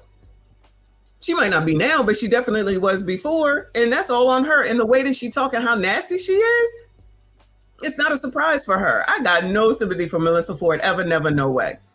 Wayne Lundy, thank you, boo. He said, I'm a virgin with kids. I have no clue about this. Hashtag SYSBM. I'm a virgin with kids too. I've only had sex twice. What are y'all talking about? Twice. Okay. Anyway. Anyway, Uncle Rick, exactly. You had your chance. You got to capitalize when the opportunity is available. Yeah. Some people will wait around forever. That's cool. Good luck to y'all. Don't complain at the end. Don't complain at the end. That was your choice. Just like with the person I was just talking about with the millennial stuff or the Gen Z stuff. We go do something and shut the fuck up. Stop worrying about what everybody else is doing. Do you. Stop following all these whores. Anyway, child, moving on, child. Shout out to y'all. Thank you so much. I appreciate you. Hit the like button for me. Subscribe if you are new. So, Big Tigger's wife's mugshot was released after the arrest on kidnapping warrant. So this is her mugshot. She looked a lot different than she did in them pictures when she was with Tigger. So this is the little girl when she was, I guess, that age. Now she's approximately 17 and nobody knows where she's at. And this is the baby dad right here. So it says, I forget his name. We went over his interview on some radio station. And Kofa did more yesterday. So we're going to listen to him from yesterday. But then I'm telling you, I'm sure she wishes she had shut the fuck up, right? Now there's an imprisoned man. Now there isn't. Thank you, Katania's mom. She gifted a clockage. Okay, clock it. I like that. Man who accuses Big Tigger's wife of lying about him graping her says she threw herself to the ground and pretended to be beat up because he declined to have X because she was stinking. We are really living in the Twilight Zone, y'all. We are really living in the Twilight Zone. So now there's somebody that's in jail. Now, if he's in jail for her, I'm not really sure, but I'm about to read this. Or if it's just somebody that's just trying to get onto the bandwagon or whatever. But this sounds crazy. But all of this has been crazy, y'all. Let's not act like all of this has not been crazy. All because she wanted to be a see you next Tuesday. She basically, listen, I'm not condoning it, but she basically got away with it. But then she had to get out here on the internet and try to get some empathy and sympathy. And nobody really has been falling for it, thank God. Shout out to the Neighborhood Talk. They said Ramon Joyner is speaking out from prison after the recent viral video involving Alicia Brown, Big Tigger's wife, brought renewed attention to his case. The message, which was posted by the mother of Joyner's son, shows him thanking those who have shared his story and expressing hope that the recent attention will lead to a review of his conviction. Oh, so he's already been talking about this. I can only hope this momentum can have an effect on me being released from here sooner than later, Joyner wrote. Joyner, who was incarcerated for approximately 11 years, has consistently maintained that Brown... Joyner, who has been incarcerated for approximately 11 years, has consistently maintained that Brown falsely accused him of rape, child. She got a long line. Oh, my God. So I wasn't sure if he just started talking about it because of what's going on, but it says that he's been talking about this since it happened. In the message, he again denied the allegations, claiming Brown set me up and alleging she pretended to have been assaulted after returning to the hotel. A guilty man don't do that, he wrote, referring to his claim that he remained at the hotel waiting for police. And that do sound weird. The update comes just days after the mother of Joyner's son publicly asked attorneys, innocence organizations, and investigative journalists to review his case, arguing that Brown's credibility should be revisited following the recent viral video involving Big Tigger. Joyner's conviction remains in place, and there has been no court ruling overturning it. Brown has not publicly responded to his latest claims. Wow. So over here, which is what they wrote, I guess, and put on the internet, it says, first of all, thank you for all your efforts to clear my name. I can only hope this momentum can have an effect on me being released from here sooner than later. This is the ultimate goal for me because I knew Shawty was crazy and this shit was effed up. Oh, y'all like crazy, though. Shout out to y'all. Y'all like crazy. Everybody just went on living, though, like it was okay. And due to the fact I don't live my life on the right side of the law, criminal, I had to have had a hand in something. Whole time I denied Shawty, so she set me up. She was stinking, and I rolled. She was stinking, and I rolled out and came back hours later because I was still working, and she calling me to come to her room. That's when the goofy shit started, and I left again. And while I'm checking out, she falls in the lobby on some movie shit, all beat up. And I'm like, huh?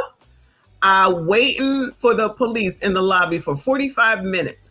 A guilty man don't do that. Anyway, I was just telling you that, envisioning it again, like, damn, that's crazy how that happened. Wow. Child, what the fuck? I cannot. That's him. Mother of Ramon Joyner's son wants his case revisited after viral Big Tigger video saying he has been locked up for 11 years after Big Tigger's wife accused him of rape, while he has always maintained she was lying. She changed her story so many times. What? Tigger, get off my phone. Do you not see all them crime? Why did you do that? Now I will play this. Get off of her now. Mr. Tigger! Mr. Tigger! Mr. Tigger! Mr. Tigger! Mr. Tigger! Mr. Tigger, get off of her now. Mr. Tigger! Mr. Tigger! Mr. Tigger! Mr. Tigger! Mr. Tigger!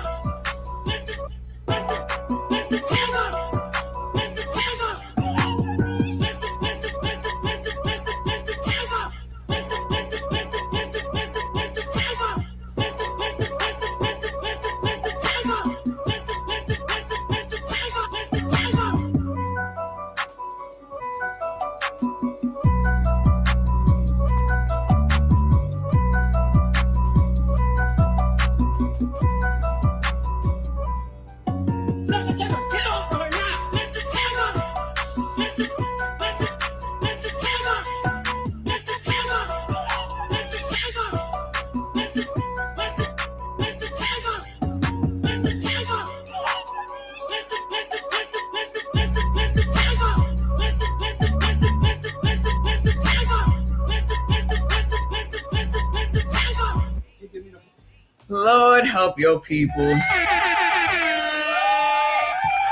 Anyway. Let's take a listen to Kofa show from last night. All right. I'm definitely gonna fast forward it because I do want to talk about that other story.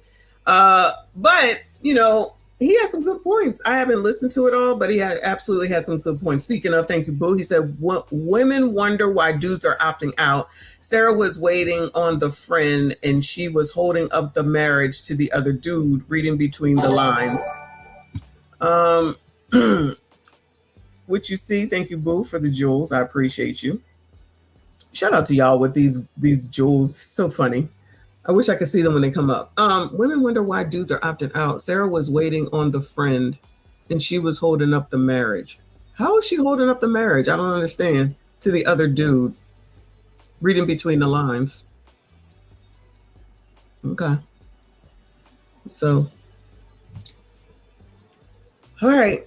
Nicole said, wait a minute. She left a kid in the car for 8 hours. Then the kid went missing, named another kid after the missing one, falsely accused the man of rape, and Tigger thought she was a good catch. Well, we're about to hear a different point of view from Kofa. Okay, so let's hear what he has to say. We're gonna go ahead and get it rolling. Of course, I had to have a conversation about this big ticket situation. I'm going to take a slightly different pivot from what I've seen everybody else talking about, mainly the men's point of view. As you can see on the thumbnail, hold on, I'm gonna bring it back real quick. Turn the music. Kofa taught me. You're damn right, Kofa taught you. So this is a good thumbnail too. So as you can see on the thumbnail, I'm pointing at Big Tigger. Brother Darrell Williams is pointing at Big Tigger, and Big Tigger is pointing at both of us. And you can see in the background, Big Tigger's soon-to-be ex-wife, Alicia, is in the background. She probably won't want to get divorced now. Alicia Brown. So let me go ahead and bring it back. I had to do a play on the Spider-Man meme of everybody pointing fingers at each other, because this is going to be an accountability podcast. I know everybody's tired of that word, but we have to have a conversation as men about the situation that we get ourselves in and what it actually fucking looks like. Before we get to rolling, let me go ahead and acknowledge who's in the building. Brother Malika in this thing. He says, salute to you, Kofa, in chat. Salute to you, good brother. And of course, no, I Mr. Tigger. agree. No one, I'm a narcissist. No one should go near that woman again. But y'all will, because remember, y'all like crazy. Y'all like crazy, remember? They throw really good alley-oops and let the court of public. You think you're getting a better version of who she used to be, that she grew out of it, that we're at this age now, we have to be mature? Take it from me. That's why I put myself on the thumbnail with the title, We Trusted Her. When I say we, it's a lot of brothers that trusted whoever the particular woman is in your life, whoever your her is. You trusted her, but then the other shoe drops. The mask fell off. These people can only mask who they truly are for so long. And you have to start taking accountability and looking at what they've done to other people, in particular other men. But a lot of brothers are arrogant most of the time. Of course, the street niggas, man, I ain't never had no woman do me like that, bro. Man, you got to step your game up, man. I get it off the lip, this, that, and the third. This is why I have so much smoke for all these guys in these podcast spaces that call themselves dating coaches. Notice I've never given you that title. I've never given you a title of being a relationship guru. I'm just here to tell the truth because, again, just like that bitch got Brother Darrell, as we're getting ready to hear from, just like she got Tigger in the middle of all this going on between those other two men, so many of us, including and another man now, myself, have been caught up in a situation like that. That's how I found out that I was a brand new dad with a fucking 2-year-old. Why? Because his mama told me she had an abortion and kept my son away from me for 2 fucking years. So when I found out the boy was already 2, I'm living my life to move on, raise my daughter, believing after our breakup that she had this abortion, and boom, here we are. Go ahead and acknowledge no news. I appreciate you being in here, good brother. He says, I can't stand when they tell brothers to vet better, like these hoes won't switch up for 10 years down the line. Indeed, good brother. Again, I know the 10 brothers I've been telling y'all about lately that have been divorced, a handful of those brothers are in their early and mid 50s. Some of them are in their mid 40s, but they've been married. Remember, I told you all of them have been married over 10 years. So what no news just said is 100% facts. Knocks down another 3-ball. This guy is hotter than fish grease here. With that said, we're going to get to the first video of the night. This is from the Atlanta police picking up Tigger's soon-to-be ex-wife for the kidnapping charges that she had for the last 7 years. We wanted again. Let's talk about dropping the ball. The Reisterstown police, child services, child support, all of them should be held accountable for this shit. All of them. Just like Nicole said, after you leave the kid in the car for 8 damn hours, that's crazy. Man trying to fight for his kid, that's crazy. Then all of a sudden, kidnapped. That's crazy. Child, this. To bring Darrell Williams on, as we've been talking about him. Evidence right now that showed that this was some type of stranger abduction. The interesting thing about this situation is, I'm gonna pause it. ATL, I'm gonna read the caption for those ear hustling. ATL radio host Big Tigger's wife at center of 7-year missing child case. 7 years. 7 years the kid is missing. Still missing. Abuse allegations. Stay with me. We're gonna get into all this. Remember this equation. You will need it later, nigga. Let's keep going.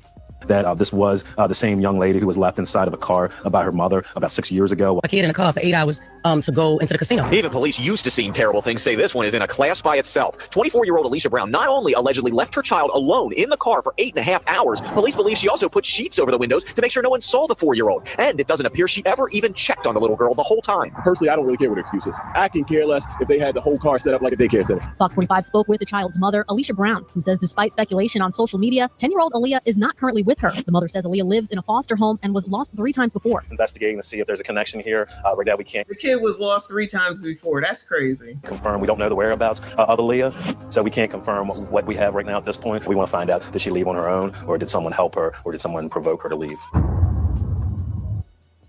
Bring it back on me. There's a missing girl, the little girl's missing report from 2019. Let me bring it back on me. She has been missing for 7 years. Kofa's premise, as you'll hear from the father, he believes the daughter is still alive. I genuinely believe when that man got custody. Now, mind you, this happened with the casino incident when the little girl was 6. So it took the system 4 more years to finally realize, oh shit, this bitch ain't hitting on nothing. Let's give the child to the father. As soon as he gets adjudicated as the guardian and the custodial parent, as soon as he gets custody, the little girl comes up missing. My personal opinion. Again, no facts, data, statistics to back it up. Haven't seen anything. But because I've seen things like this play out in real fucking life, I genuinely believe that she took that baby to one of her family members, and the family member sitting down in Mississippi, like Michonne said, somewhere, or wherever the fuck else in America, with that child staying silent as fuck. To the point that little girl probably thought her daddy was dead or in jail. Well, I hope that's what's going on. I really do hope that that's what's going on at this point. Because if all this is going on and it's making major news and stuff like that, I feel like we should be hearing from her, because she can see that that's her and they're talking about her. Does that make sense? I feel like we should be hearing from her by now, allegedly. Ain't no telling what type of brainwashing they've given that child, and she don't even know who the fuck she is. Again. Yeah, that's why I said if she sees this and sees her face and the father there with her as a baby and all that, I feel like maybe she should, I hope she's okay. I'm gonna just leave it at that. 6 years old, gets left in a freezing car so her mama can go fucking gamble. We've seen the stories before. This isn't new. We've seen the stories of women leaving their kids in the car to go in the club and shake ass. So it's not far-fetched that this bitch would leave her baby in the car, freezing cold, while she go gamble. Because mama got to have a life too. Comes back, gets arrested. These are old news reports that I just played. They just arrested her. Stay with me. Got it!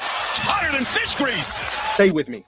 So at 6 years old, she's left in a freezing car by herself. Mama still has custody while daddy fights to get his fucking child. 10 years old, she goes missing from Virginia. She's kidnapped. She's missing. Mama has a warrant for her fucking arrest. Brings her ass to ATL. Remember, Big Tigger and the wife had a child in like 2020, 2021. So she immediately comes down here, links up with Big Tigger, gets knocked up, pops out a kid. Everybody's happy for Tigger. We remember Tigger from back in the day on Rap City, The Basement. So we've been watching this man, again, since I was in middle school, high school. Grew up watching this brother. Oh shit, Tigger's about that time, you 40. We know how the conversations go. I can only imagine what his family was asking him. You got the money, you got the career. When you gonna get married? When you gonna settle down? When you gonna give us a new baby for the family? Boom, it happens during COVID. Fast forward 6 more years. Mama and Tigger living footloose and fancy free. Nobody gives a fuck about these black kids. Nobody gives a fuck about the father. Until this situation popped off with the alleged abuse from Big Tigger and hit viral feeds. No one gave a fuck about this woman doing what she did. Nobody gave a fuck about that black man up in Virginia looking for his child. Including the police and child services. How the hell you just let it go? Like, she married a famous person. I guess he's famous, right? She married a famous person and they didn't even like follow up, go look, go check, go talk to him, nothing. They just like, oh, well, F it.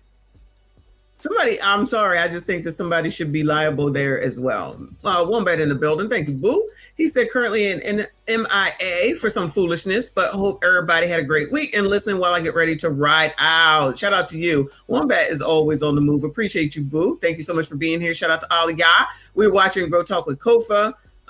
If Ahmad could drop his channel, make sure we follow him because he always has great live streams, y'all. This is a good one. This is the type of shit that we're always talking about. So any brother out there where you're hesitant to tell your side of the story or tell your version of the story, as we'll see in a second, please stop. Start talking, bro. Calm your emotions down, settle into it, and tell the fucking truth. Part of the accountability is knowing where you fucked up, how you got caught up with this type of bitch, so it doesn't happen again. So when you start giving other brothers, younger cats especially, all this advice, it's coming from a genuine place. It doesn't just come off as angry, even though that's how they're going to label it. You can sit there and talk like, we went through this. I was searching for my baby. I talked to the police. You'll hear from his father in a second. Very easygoing, just straightforward brother. They're still trying to twist this shit of what has he done in the last 7 years to look for his child on the internet. I didn't hear that. Is that what they're trying to say? Like, what? No. I think he said he ran out of money, though, which I've heard before. Listening to Mr. Palmer, who is back, right? Just blaming. Oh, my God. All right, let me move forward, y'all. She was 40 or 60. He got too much access to info. Then she goes on to say that video of her showing herself. Hold on. This is conversation with about whatever's found on a new car for you. They're going to tell you, you're a man. You should have known better. Hold on. I'm going to get to that point in a quick second. Commander Coop in the building, salute. He says, roll tide. We're going to hit you with real quick. You're running in the wrong. Next in the last video of the night, because it's kind of lengthy, it's his interview. So we're going to try to get through that. But I'm going to read this conversation to you that I was having with my homegirl today. No names should be used. I'm just going to read it. She said, speaking of kids, she was talking about a marshal trying to pick up this lady from the airport because she escaped with one of her kids. She kidnapped one of her kids. She got like 6 kids. It's a totally different story. So we're texting. And I said, of course, just like Big Tigger's wife just got arrested for kidnapping. I'll be talking about that tonight, right now. But it's taken damn near 10 years. Once again, no one gives a fuck about black men, black fathers, or black children. Brothers with podcasts exist for a reason. She replied back. This is my homegirl. Tigger's a grown man that married a woman with a missing kid. It wasn't a sealed case. He knew. Black female, mind you. That's the first place they go. Where the fuck is the child? Cool, stay with me. I said, you're right. I got you in a second, Rick. I said, you're right. And that's why we don't believe women. I'm sure that cunt told him a lie. We'll get to that in a second as well. But like you just said, he's a grown man. That's the first thing everyone goes to. But if we say she was a grown woman, everybody would defend it with, well, that man lied to her about whatever the case may be. We always hear that. She a grown-ass woman. She made her choice of men. Well, he lied to her. Some of these niggas so good and this, that, and the third. I went on to say, child, who are these women that you know? I'm so confused. Kofa, when are you moving? Where are you moving, child? Where aren't you moving to what is it, Medellin? Just take a little Kofa with you. Cause child, these women that you know, maybe it's the ATL. I don't know. You be knowing some women, child. You be knowing some women. This is also what happens when men wait well into their 40s and never been married, never had any kids, they get successful and think that he made a come up of a good woman because she lied so well. She replies with, it was an entire news story. He could have done, hold on, make sure I'm, uh-oh. She replied with, it was an entire news story. He could have done a simple search. Remember this equation. You will need it later, nigga. He could have done a simple search. She didn't just start acting crazy. I don't know if he was 40 or 60. He got too much access to info. Then she goes on to say that video of her throwing herself on the ground is fucking ridiculous. Take her to jail. I understand that. You see that with all that fake screaming. So I replied back with an audio message I'd like to play for you now. On how to handle women. Again, we are not told on how to handle women until after something happens. Then everybody says, well, you a grown man. You should have known. All you had to do was look it up. Nobody tells us that shit. And then things like this happen. And as soon as the shit happens and somebody does a podcast about it, black women lose their mind. How weak and how sorry we are for background searches and shit like that. So it's a constant back and forth. It is annoying as fuck. Of course he didn't do a background check. She had to charge the whole upstate. This is the exact same thing that happened with Crown Mama. How the in another goddamn state that she done burned down some house. Need to ask questions and all this shit. When we ask about fucking podcast, this is their fucking mind. Can you imagine if somebody started asking about your fucking criminal history? We're not told these background checks and vet women again until some shit fucking happens. And everybody says, "Oh, you a man, you should have known this, that, and the third." But somehow, some way, we flip the coin over, and all the intuition shit go out the fucking window when some man lied to some woman and she did bullshit. Y'all let me know where I told her a lie. Let me know where I told her a lie. She went on to reply, the story is allegedly. Multiple people warned him not to fool with her behind the missing child. I don't know if it's true or not. Laugh out loud. I said, there's always a... I haven't heard that. I mean, I barely heard some of what that convo was, but I've never heard them say that he knew about what was going on. Child, we didn't know. I mean, not what we would know. But now this dude in jail, allegedly, she just got a whole line of destruction behind that heifer, child. Hindsight 2020. But if the child is missing, I guarantee you, she told him a lot off the top that all was well, and he didn't think the child was actually missing. Because I guarantee you, her family has that baby somewhere or has had that child somewhere and helped her keep that child away from the actual father. Ask me how I know. Allahu Akbar! Allahu Akbar! Allahu Akbar! Ask me how I know. So while Tigger was dumb again, this shit is not being put in, is not being beaten into our heads the way it is being beaten into women's heads. That's how you get podcasts about shit like this. What I will say about these well, Jeff now, and I think he's absolutely right. Jeff Asker Brother is saying to do background checks on people, right? So, you know, whether anybody will do it or not, I don't know. I just am confused. This heifer has been, well, I guess you move state to state, so then it wouldn't be a known thing. The police are not looking into it. The police are not trying to find a missing child. You know what I'm saying? So she's a see you next Tuesday, right? And again, I hope this child is alive, but she definitely has to have had help as well. I don't know. I don't know whose responsibility it would be, but if she went down to the ATL and got pregnant immediately, isn't that what Kofa said? I'm not really sure of the timeline on when she went down and then she got with Tigger, and then they started having babies. But child, this was what, 9 years ago, 7 years ago, or whatever it is, or so. People moving way faster now than they were moving then. People moving way faster now than what they were moving then. So that's why you got all these influencers that are showing up deceased now. Nobody wants to listen. These people don't want to listen. If we're not learning something from this shit, then what's the point, right? If they're going to continue to do this dumb shit, then the results are theirs, like with regard to everything else. So one thing Kofa said was that nobody told y'all how to deal with women. Well, please don't think that anybody told us how to deal with men. Not me. I don't know. I don't know. I'm not a man, right? But I just learned from viewing. I just learned from my environment, right? Family, aunts and uncles, all that stuff from family reunions and stuff like that. So I don't know. Black people don't do a lot of things, let's be honest, right? So do we really think that they're teaching us how to have a healthy relationship? No one told me that. My relationships may not have been healthy. 19 dealing with a 38-year-old. Clearly there's an issue, right? But it's kind of like, what is it called? Live and learn. You got to figure it out as you go along, like everything else. That's all I'm saying. Fa says men can get DRUG'd and robbed for all their stuff. Shout out to Cardi B. And people will say, well, you shouldn't have left your drink with her when you went to the bathroom. You should have took it with you. Your fault. Now, I've never heard that before. If I'm going to the bathroom, I'm either going to finish the drink or I'll get the drink when I come back.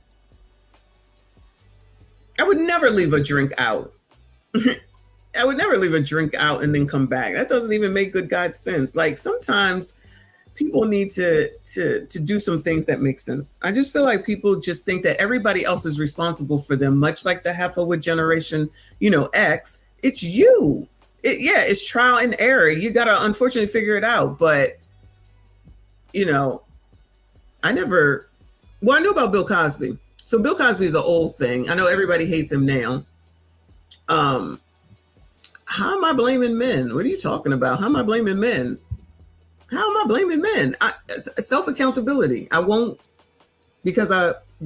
order the drink until I come back, or I'm going to drink it before I go to the bathroom. I'm confused. And I agree, Uncle Rick. You got to want to do better, but people just want to do the same things over and over again. And then that's the definition of insanity. So how anything going to change if you're going to keep doing the same thing? I don't know. It don't make sense. Come on, boo. How in the free full fuck is Tigger supposed to know she got these charges in another state? All the way from Georgia, all the way up to Virginia. Hell, I didn't know the state over in Alabama. From Georgia, here where I live, that she had these charges and kept my fucking son away from me for 2 years. Because we don't do background checks. So again, let everybody get pissed when Kofa tells y'all, stop fucking with single mama seriously. If you're gonna fuck these bitches, wrap up, or again, passports and fucking vasectomies. That's another thing. Like, how many times does this need to be said? Should this not be known by adults by now? You don't want to. This is the same difference like saying to these heifers that keep getting pregnant. So no one knows that there's ways to not get pregnant. Like, I'm so tired of these dumbass stories. Somebody got me pregnant. No, you got yourself pregnant. You went and you took all that pleasure and you got pregnant. So the condom breaks. So the condom is breaking all this time. Ain't nobody using no damn condoms. And even if you didn't want to, there's so many other ways. Child, you could get the damn vasectomy like he said, but there's 55 million and one birth control methods for women. You're not going to use them. That's on you. That's your fault.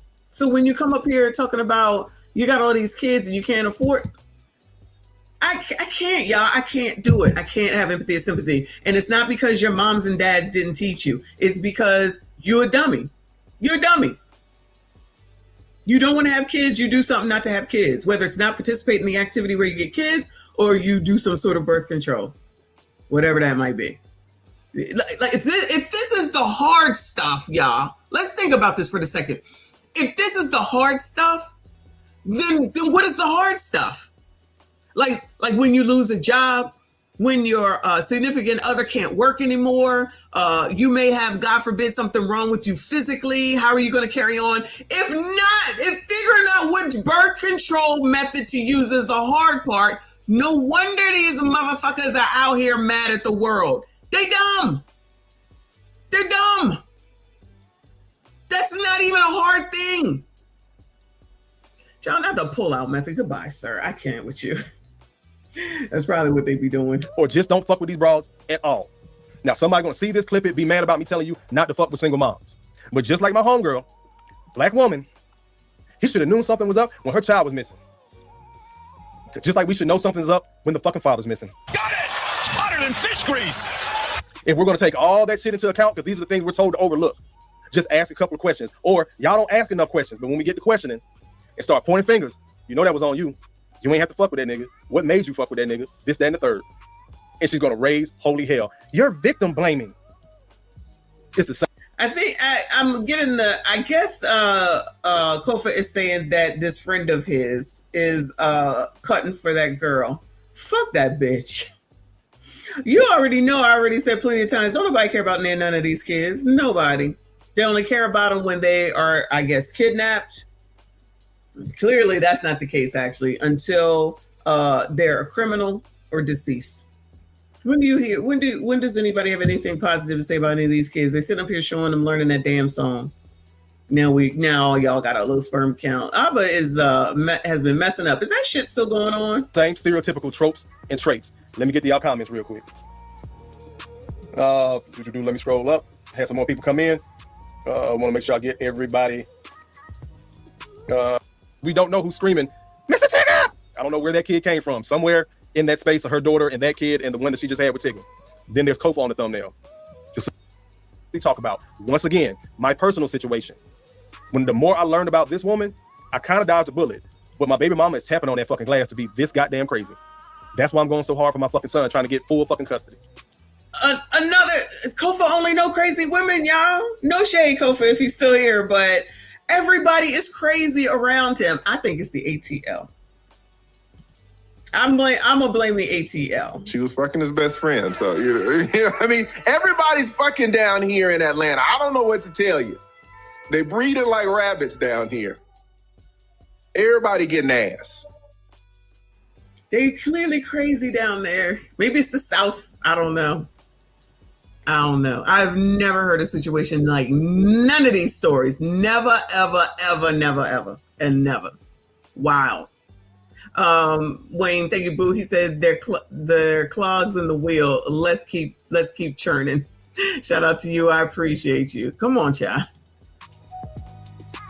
I done already been through it. Once again, while she was here with me, my belly was full, my balls was empty, the kids that we had was taken care of, and my house was fucking spotless. Didn't mean shit at the end of the day, because it's only a matter of time before that mask fall off, fellas. Start learning these signs early, these cautionary tales that Malika keeps pointing out, that I keep talking about, that y'all have already fucking lived. Don't take this shit for granted. You survived. Rick done told his story where the bitch almost literally took him off the face of the planet.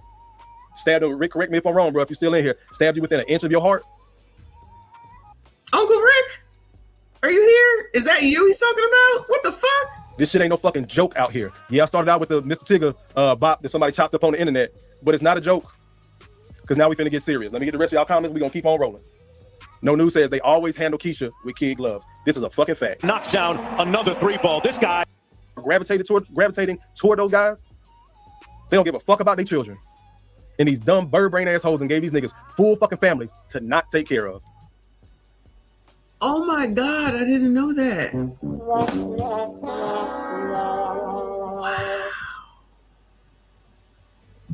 Oh my God.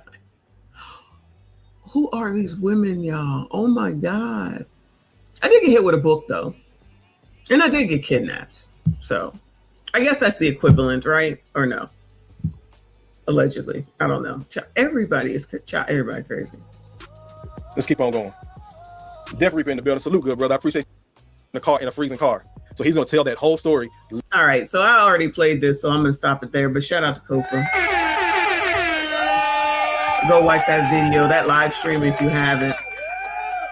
Girl, to say the least, Rose. Lord have mercy. What the fuck?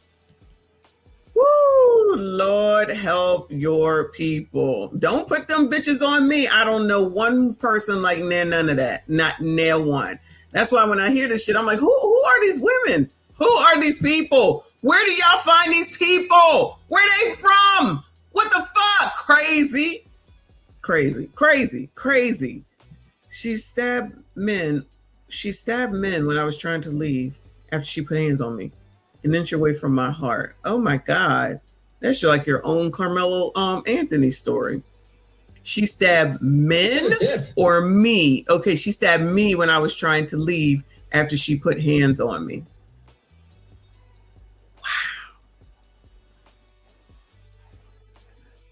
Wow.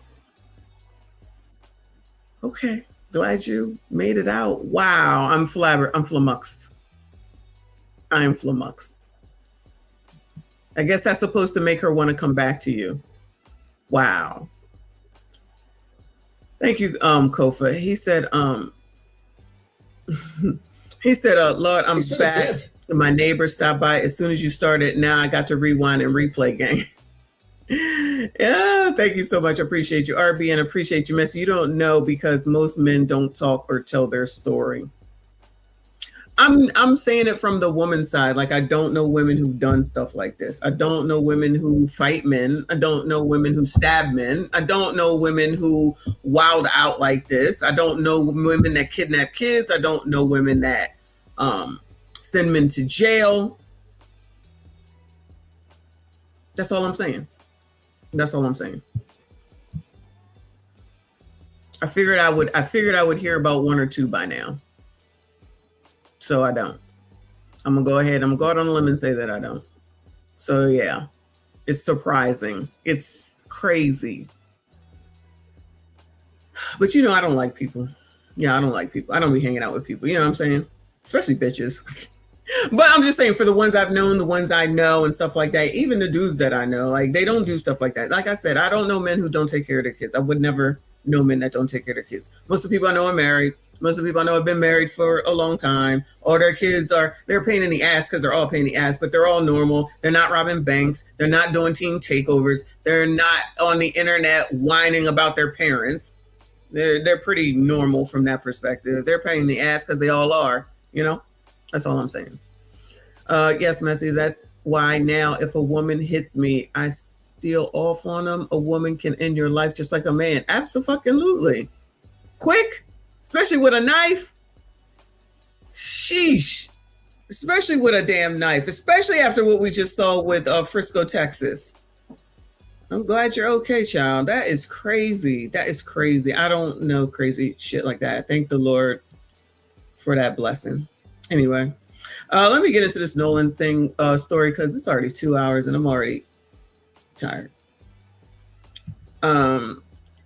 You'll be shocked at the kind of women who flip out like this. Most times you never think that one is like that. That's what anger management is. And I'm not going to say and act like that I haven't screamed and hollered or anything like that. But for put my hands on a man and trying to hurt him and hit him and stuff like that, no. STABBED, no. No. That's wild. That's wild. Anyway. All right. Let's see. Let's start here with whoever the hell this heifer is. One Jasmine Terry. Oh, one Jasmine Terry. Says Nolan Wells' tragedy is why Carmelo defended himself. I love how they can just pull these two things together. One has nothing to do with the other.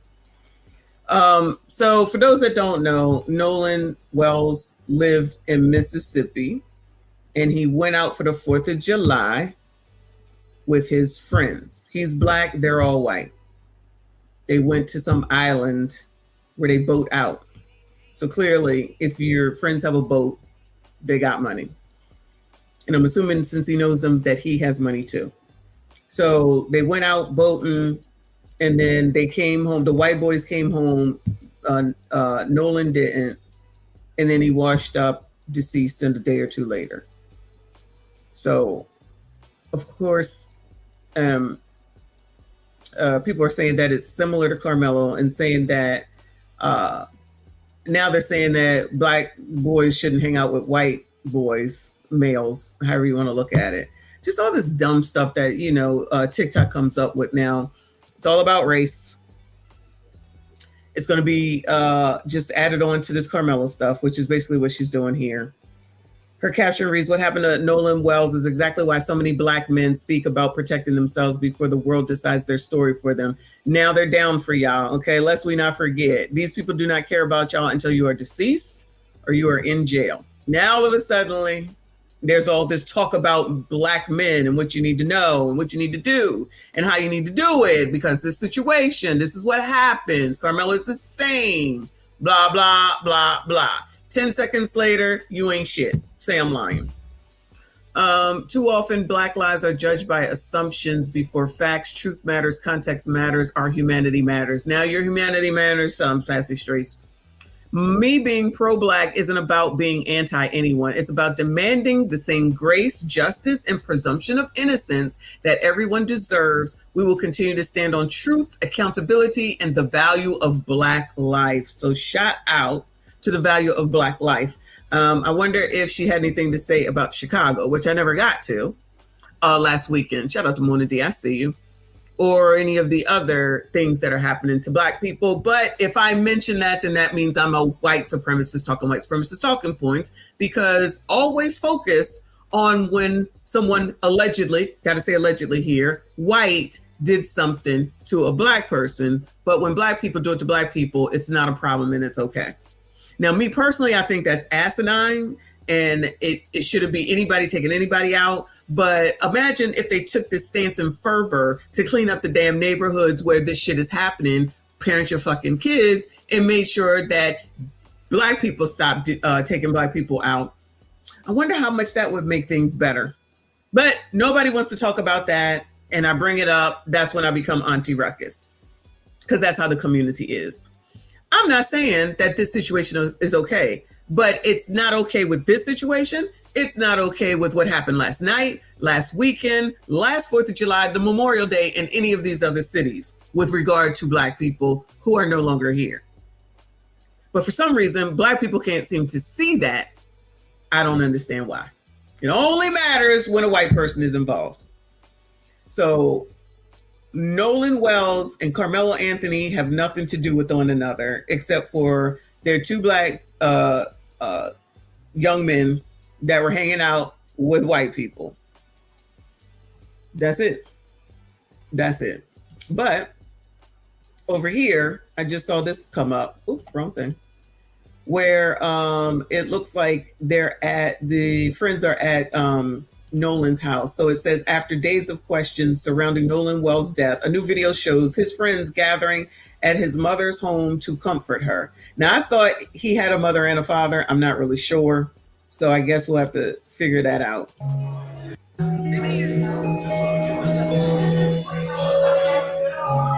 So it looks like it's a varying amount of kids here, right? Shout out to Wayne Lundy. I apologize. 43 months. Thank you so much, Boo. He said, Auntie, you're a needed necessity in this space. I'm not with the queen king-ish, but you're queen and they are still scheming. Sassy ass straight. Shout out to you, Boo. I appreciate you. Thank you, Boo. So they're all here, right? So clearly we can see, I look in the background, they live indecently, right? Shout out to them. There's nothing wrong with that. Here are the comments. Where are the friends that was on the boat? A white person wouldn't even be in sight, for real. Why are white people there? White people, they're Blacks, will never learn. Any of them white boys, the ones he was with. So you lawyer up and don't show up to the support date. I don't think any of these white friends were on the boat. Questionable, need answers. My heart and confidence goes out to the family. This must not be covered up. God, your will, your way. Yes, see, it's just too cool and friendly for me. Like, where the kids from the boat like y'all gathering and showing support is cool. But what happened to Buddy who like eat some chicken and see mama, then go see about them boys on the boat? I don't know what the fuck that means. Okay. But the point is that now there's a problem because like, if these are his friends, these are his friends. Like in my opinion, you can just tell some people who don't leave their own block, basically. These are people who would say that it's okay for Kantanji and Venus, Serena, and all the rest of them to be married to white men, and it's a wonderful, great thing. But now this happens. Now all of a sudden it's all this white people hate. This is not me saying anything but what's actually true. And I know the colors is going to be upset about it. It is what it is, right? So now these black people shouldn't be hanging out with letting these white people that was this dude's friend come over and comfort her with the loss of her son because they're white. Like, what are we talking about? What the fuck are we talking about? He's really dead. Anyway, shout out to Night J. Thank you, member, for 17 months. Thank you, Boo. He said, this honestly is disturbing. We didn't grow up with racism this way. Exactly. It was rougher back when we were kids. This is madness. I agree with you. I agree with you completely. But it's also a Generation Z people, not all, but enough of them, that's being led into this, not because they don't have a choice, because they absolutely have a choice, and everything has to be racist. And in 1 second, it's white people, and the next second, they're going to have a blonde wig on. 1 minute, it's white people. Ignore what happened over here with this kid. Even the girl that we just looked at in ATL coming out of the Gentleman's Club in Florida, wherever she was, in Florida. She coming out of the Gentleman's Club. She black. I can see that the person, even though they blurred him out, is black. Nobody has any problem with that? Nobody got any issues with that? Oh, because he's not white. She's dead now. But because he's not white, it's not a big deal. Now, only if it's a white person, then it becomes a big deal. Now there's no hanging out with white people. White people ain't no good. White people ain't, a worthy. They're all racist. Let some black woman come out here and say that she about to marry somebody white. What you think they're going to say? Tadisha's not here. I need some code help. What you think they're going to say? Yeah, sis, go, sis. Yeah, sis, go, sis. Madness, y'all. Madness. Thank you, Kofi. He said, this happened to my neighbor's son, the only black guy on the boat, and was, quote unquote, drowned in water that he could stand up in. Wow. He was 6'4" football recruit to Alabama, I think. Wow. Sorry to hear that. Now I have thoughts on this, but I really don't know a lot of information. So that's why I'm ready to see what's what. So here's a news program. Let's see what they got to say. Death of Mississippi teen Nolan Wells under investigation. And this is recent. This is today. Death of a Mississippi teenager, 18-year-old Nolan Wells, went missing on the 4th of July. You see him here. He was on a boat trip with friends going out to a popular barrier. Now, what the hell are they blurring this for, child? We didn't see this picture all over creation. Calls are growing for answers about the death of a Mississippi teenager. 18-year-old Nolan Wells went missing on the 4th of July. You see him here. He was on a boat trip with friends going out to a popular barrier island near Mississippi's Gulf Coast. Authorities say Wells did not return on a boat with those same friends that afternoon. 2 days later, Wells's body was found. No cause of death has been given. The Wells family has hired attorney Ben Crump, who says they have sent the body for an independent autopsy and expect those results tomorrow. Let's get to NBC News national correspondent Aaron Gilchrist, who joins us now. Aaron, this has gotten a lot of attention on social media. People are posting lots of videos. What do we actually know about the circumstances surrounding his death? Well, we know that the Jackson County Sheriff's Office says that there is still an active investigation going on. It's only been 3 days now since Nolan Wells' body was found off Horn Island, that barrier island off the coast of Mississippi. And at this point, investigators say that they're still trying to gather information. They still want to, they've talked to many people who were on the island. This is a popular place that people are trying to gather. So he was a football person, okay, right? Information. They still Ocean Springs, city of Ocean Springs. They've talked to many people. You see this right here? This is what I wanted to stop at. See all these white people on the side? They are living a certain life. I'm gonna go with what I see. They're living a certain life, so they're gonna be around white people. Similar to Carmelo Anthony's family, who were living a certain life as well. So they were around a bunch of white people. You know who else was around a bunch of white people? All these rich people telling everybody else about racism. Where the hell do you think they live? Where the hell y'all think they live? Roland, Ricky, where y'all think they live?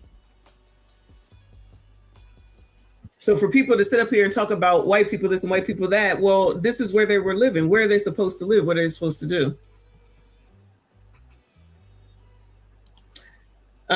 Yeah, I'm not saying that he's the only one. I'm just pointing out the fact on who basically is around. Like, clearly, the football player, this dude is black, but, I'm just saying, let's not act like we don't know. A lot of daggone football players are going to be black, right? But I'm talking about the rest of these kids in the background. I'm just saying, this is what I'm noticing. People who were on the island. This is a popular place that people go to by boat during the holiday season, the 4th of July holiday. And so investigators say they're still talking to people. He looks just like them. He looks, all these 4 bodies look the same. These 4 boys all look the same. He's just black. That's it. They all look the same.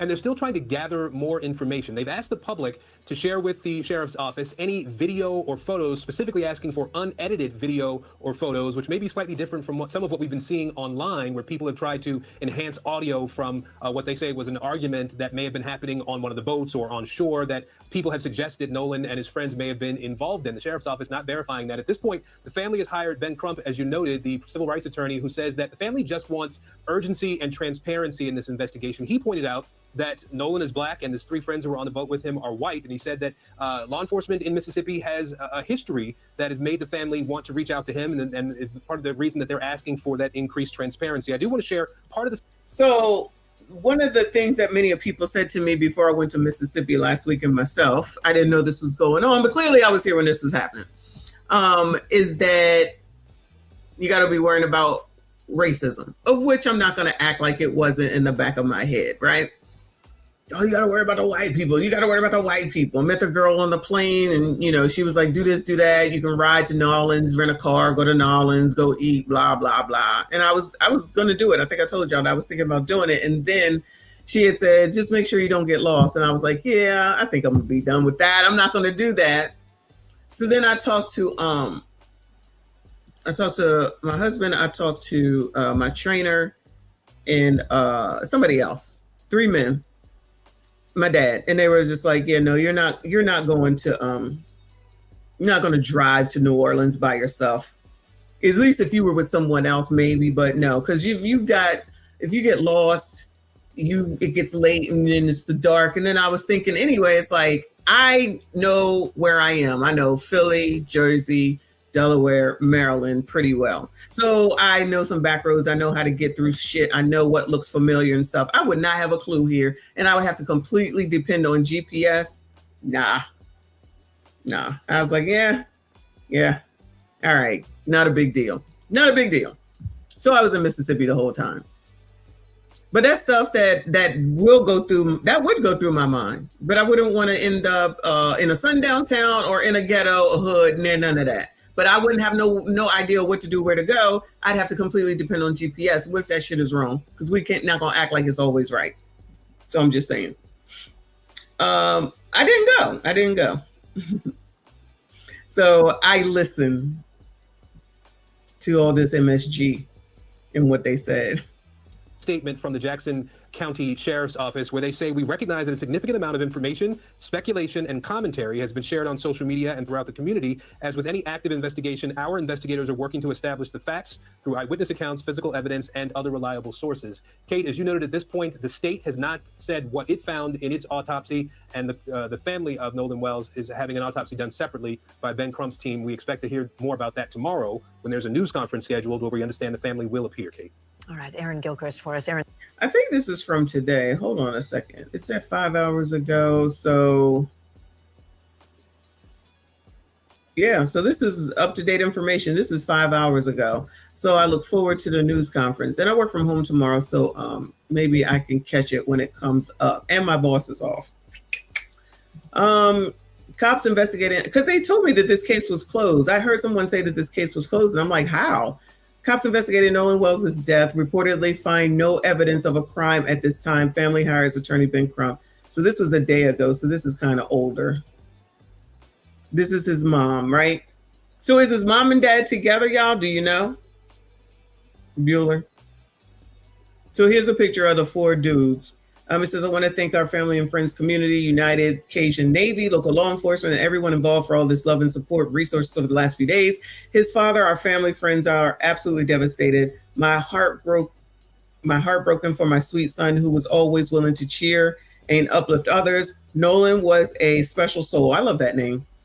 God took his time creating our son. I ask that you please give me and my family time to grieve.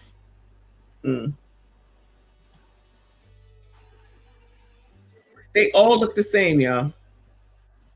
They all look the same. It's not closed. Okay. All right, cool.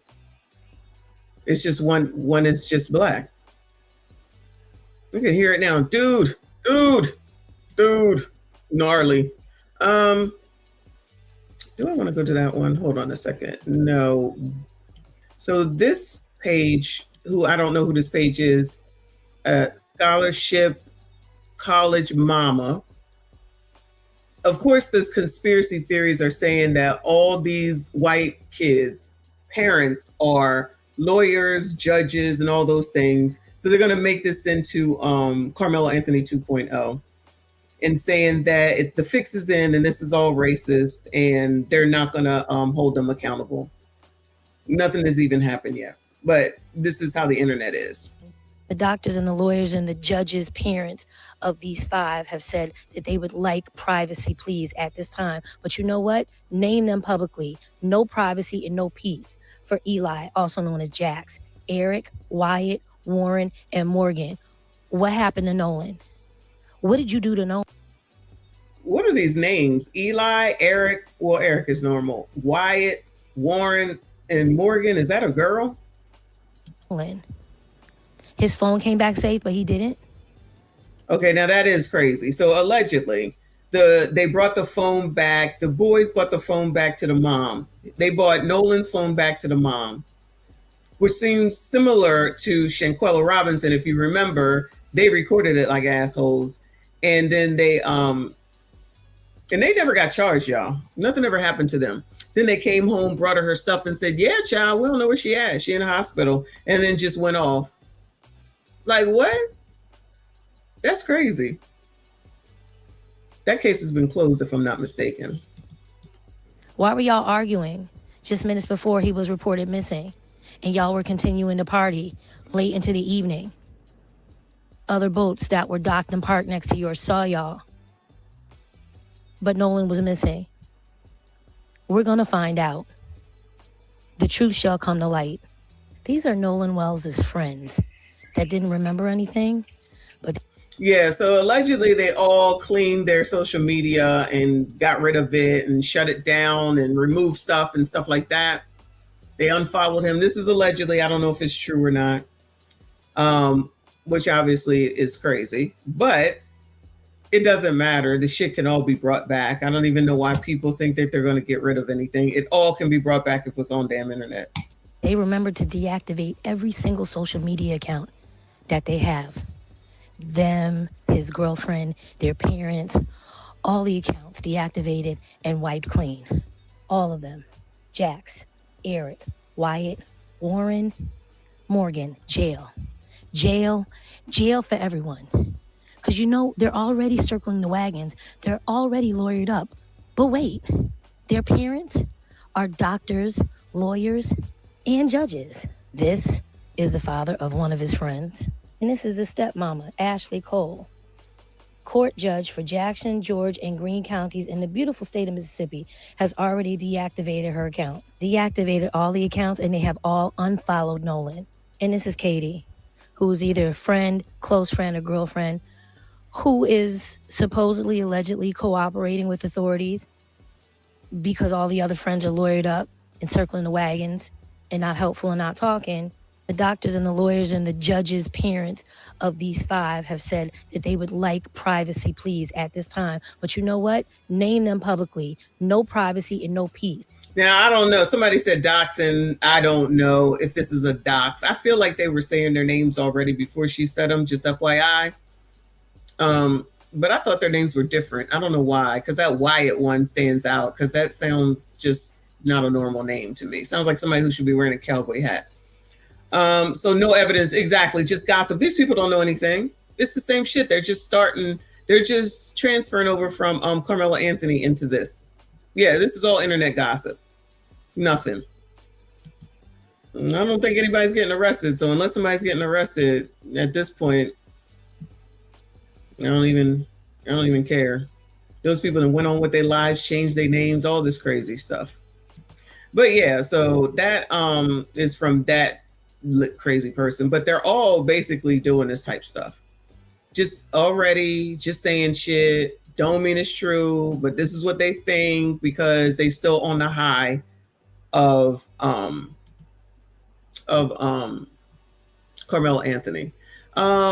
I can't stand listening to Ben Crump talk, but he was over here on ABC, so I guess I got to listen to it, see what he got to say, child. Much for joining us, Mr. Crump. Just from where you sit, what are the biggest unanswered questions so far about this case? Obviously, the biggest question is what happened to Nolan Wells. I think the reason this case has caught such fire is because they see the pictures, they see the video, and they're saying, hold on, you're trying to tell us just accept this an accident and sweep it under the rug? His mother, Christine, his father, Elmo, say, no, they will not allow that to happen. His friends, his father looked like Brian McKnight with a bald head. Community. I mean, he was a good kid. He was beloved. He was a college athlete. He had everything going for him. And so to go on that island for 4th of July celebration and then not to come back is what is concerning everybody, especially when you hear the contradictions. And you're conducting your own investigation. How will that differ from what the authorities are doing? Well, one thing, we're trying to be very transparent because the family has some concerns about the state of Mississippi doing an investigation of the death of a young black man where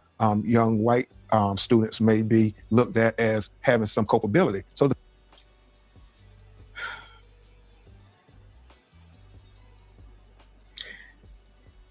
this is not the same as Carmelo Anthony, right? So I want to be mindful of what I say here. Somebody said earlier in the chat that parents need to teach their kids. We've been saying this for forever, but nobody wants to teach their kids. When I brought up the Bill Cosby, when Bill Cosby years ago said what young black men should do, what they, need, how they need to act, how they need to present, everybody fucking turned on him, didn't want to listen. I had said, I thought that young black men were taught, from what I understand, that, you don't mess around with the cops. If you get pulled over, you put your hands on the wheel, you have your license ready, you don't get smart. There was just rules of things that you supposed to do. And that's what was taught. That's what I heard. There are no boys of my, no brothers or anything. So where I hear it from, I heard it from other people on what they were supposed to teach their sons. Do they teach them that anymore? I'm thinking no. And then after Carmelo, it was, if you touch me, I'm going to take you out, which I think is an improper message. In my opinion, if you still think that there may be an issue, and this is not about the police clearly, but if you still think that there is an issue with regard to the police and black people and Mississippi is racist, then why would you live here, right? Why would you then live amongst white people, right? This is how I'm looking at it. This is no disrespect. I don't think that this young man shouldn't not be here. He should still be here. I believe it's probably foul play. I heard he could swim. That's another thing. A lot of black people don't know how to swim, but I heard that he could swim. Whether that's true or not, that's just what I heard.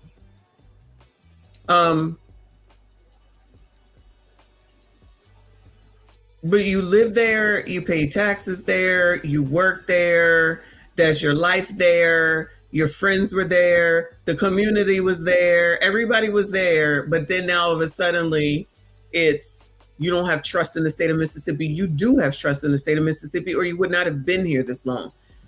Now, when I went there, I'm thinking racism. I got to be honest with you. That is what I was thinking of, but everybody was fine. All the white people, all the white men, everybody was fine. I never felt uncomfortable one damn time. And I praise the Lord for that. Okay. You live here. You're here. You're in the community. You're amongst all of these people. So how do we say we don't have faith? How do we say that we don't have faith? Mark says they used to be taught that by our fathers of yesterday. Today they are being taught to fight by their independent mothers, to their own detriment. And then all of a sudden they care about you once you're deceased or you're a criminal. But I digress. So do they really not? And then I don't know. This woman don't look all the way black. I don't care. But I'm just looking at her and she don't look all the way black. So is she look like she could be Asian maybe or something? Shang Tao-ish or something. And then father look good though. Hey, boo. So that could be an issue in an alleged racist town of, I don't know if it's Biloxi, wherever they lived, on their side of town. Does that make sense? I don't know.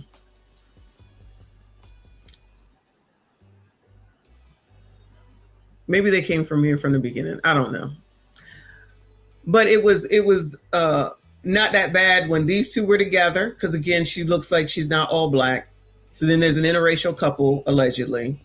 Then you're living amongst white people, clearly. He was cool enough to be hanging out with all them people. Everything was everything. Now something happens. Now all of a sudden you don't trust the system. You do trust the system, or why would you be there? Allegedly. That's not me coming for them, but we gonna act like we not hearing this. You was all up in Mississippi. You trust them. Thank you, Papa Naya. He said, Scara Ninja, also known as election season, is upon us now. Yeah, I agree with you. We got two. Hopefully there's not a triplex. Hopefully it's not. Katania's mama said, Cajun Rescue said the ocean was too dangerous for swimming on the 4th. The undercurrent was very dangerous, mixed with drunk kids, dangerous. That is interesting. That is interesting because I do have video of the Mississippi coast, is what the Uber driver told me it was, because I was just videotaping for my travel channel. And it did look like some things was going on. I didn't go in any water, but it did look, it might be rough because I think the storms, I think they were talking about storms actually. And maybe those are the ones that we're receiving now. Maybe it came from there. So that's something to take into consideration. That is something to take into consideration.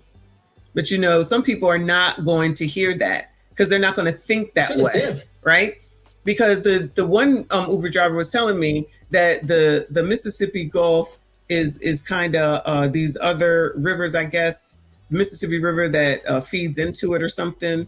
And then there's all these islands. Like, he's telling me all this shit. Like, I didn't know I should remember it for this particular occasion.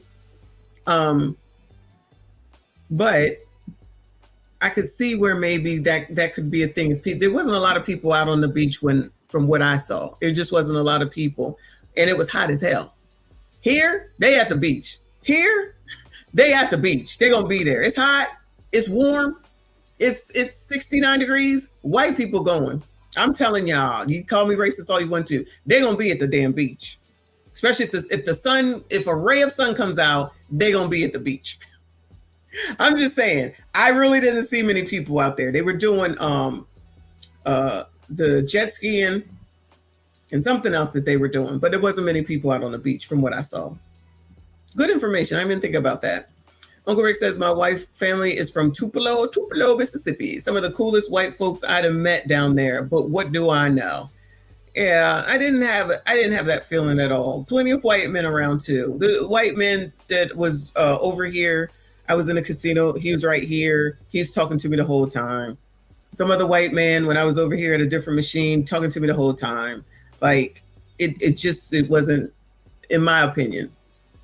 But I still didn't want to take that trip. And plus, I was told not to go. So that was that.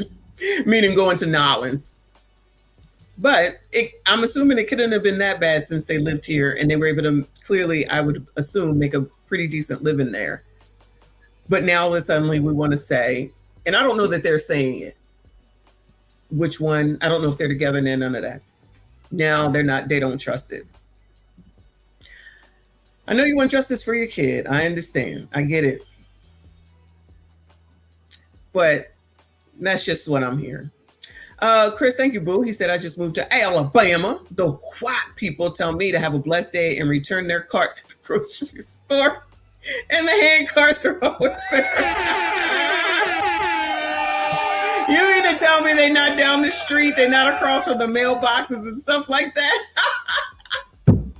Shout out to Chris. Shout out to Alabama. That's where baby Kofa lives, Kofa's son, with his grandparents. Shout out to you. Queen or Reaper said undercurrent isn't anything to play with.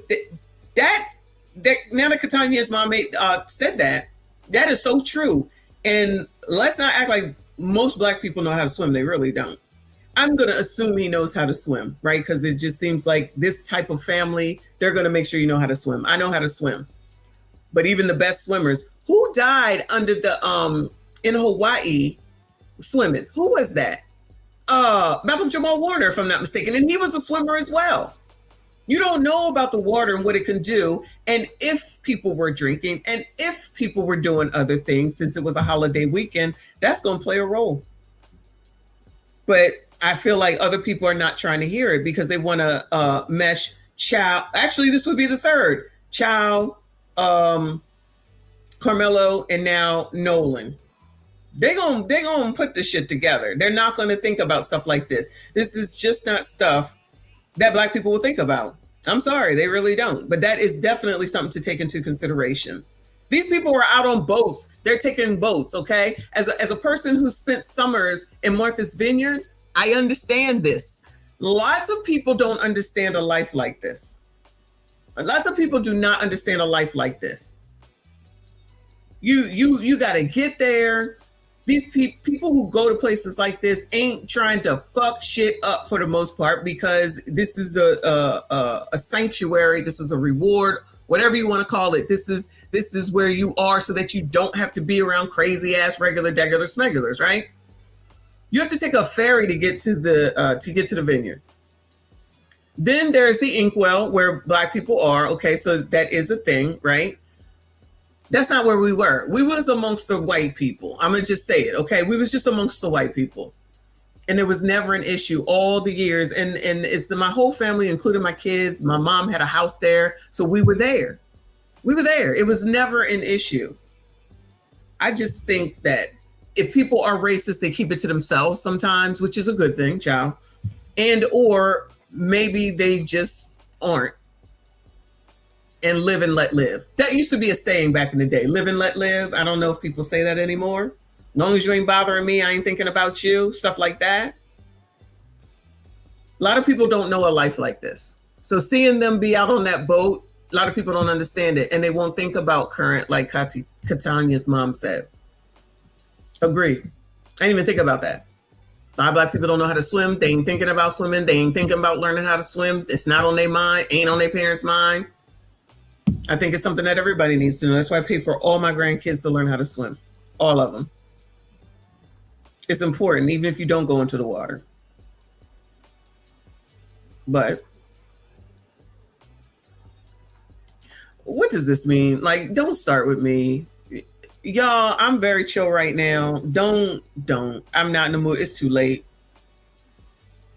It's too late. Don't start your bullshit, child, because I will lay you the fuck out. What are you saying? The fuck are you saying? You can be the strongest swimmer and still drown. Exactly. So I started what on my own channel, you funky ass bitch? What the fuck are you talking about? So now what's the fucking problem? Talking about some shit that a motherfucker like you clearly don't know about. You probably don't know how to swim either. You probably don't think about currents. You probably don't know shit about having anything. So now you up here mad. For what? For what? And another bitch. Child, these biatches stay biatching, I tell you. The most emotional, fucked up people.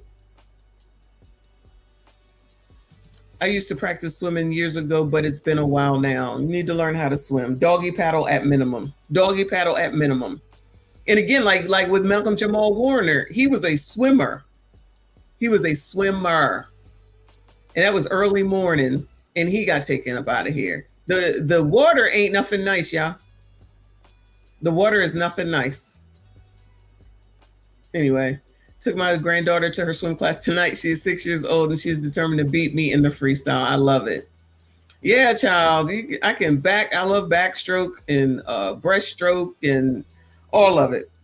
I learned all of it. My mother made sure that we knew how to swim. Anyway, come on with this story.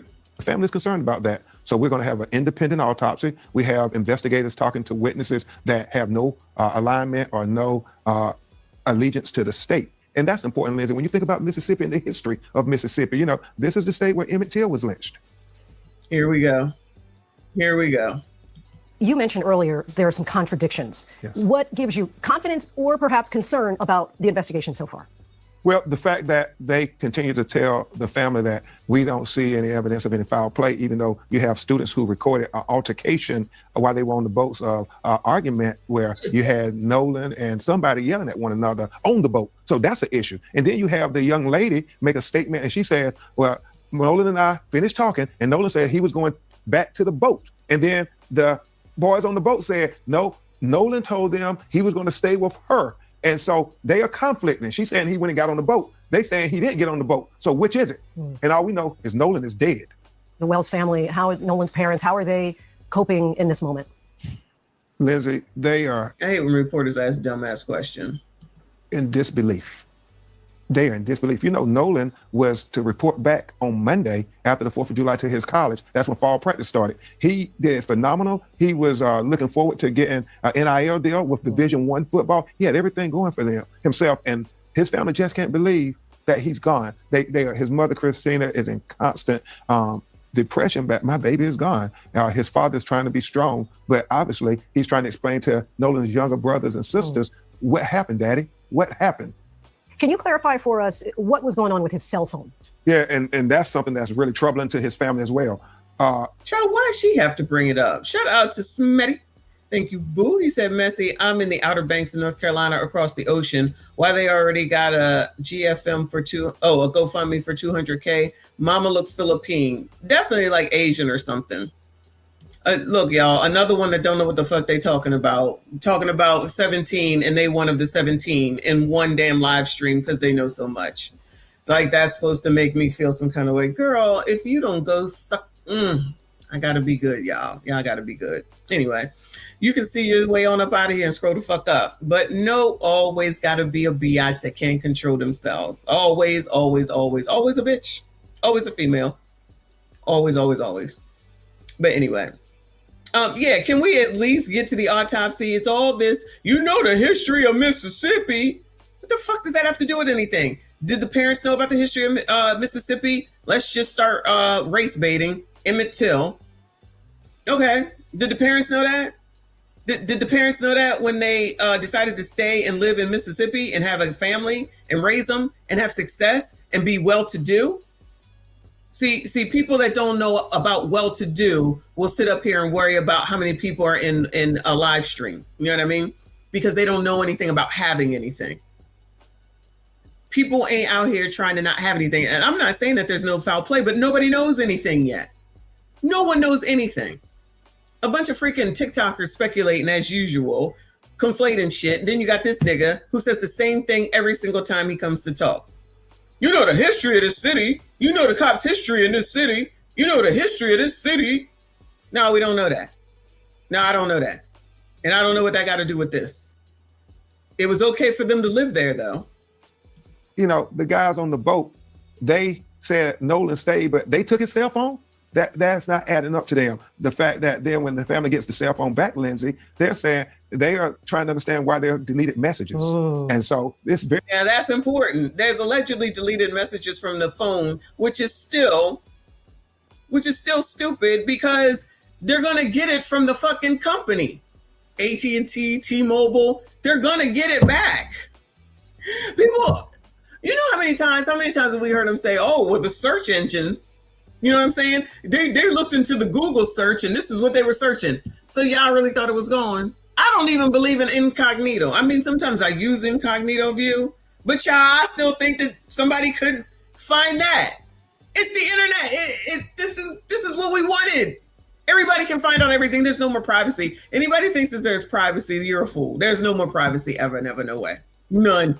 Very concerning to them. And we know that Nolan was a great athlete on the football field. Do we have any sense of how comfortable he was around water and boats? You know, his father said he was an elite athlete, that he prided himself on his physical prowess. An elite athlete does not mean you know how to swim. He said that his son could swim, and so they all right, he said his son could swim. I was about to say, because one ain't got nothing to do with swimming. Was around water and boats. You know, his father said he was an elite athlete, that he prided himself on his physical prowess. He said that his son could swim, and so they're just not accepting that Nolan drowned accidentally.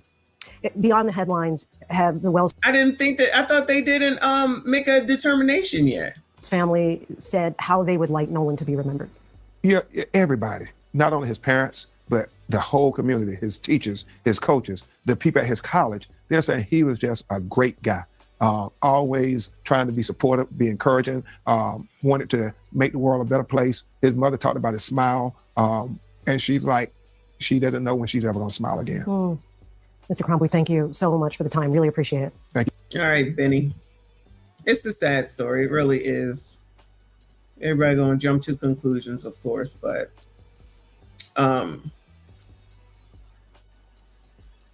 in this situation, whether people want to believe it or not, in my opinion, if you look back over here, right? I don't know nothing about this yet, so we'll just wait and see. But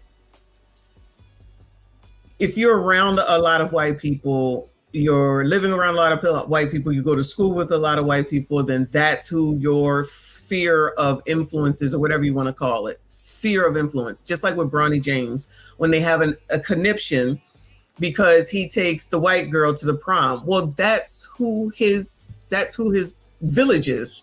We'll say village. That's who his village is. There's not a lot of black people here. I'm telling y'all. Now, I've seen this view of the alleged fight or whatever.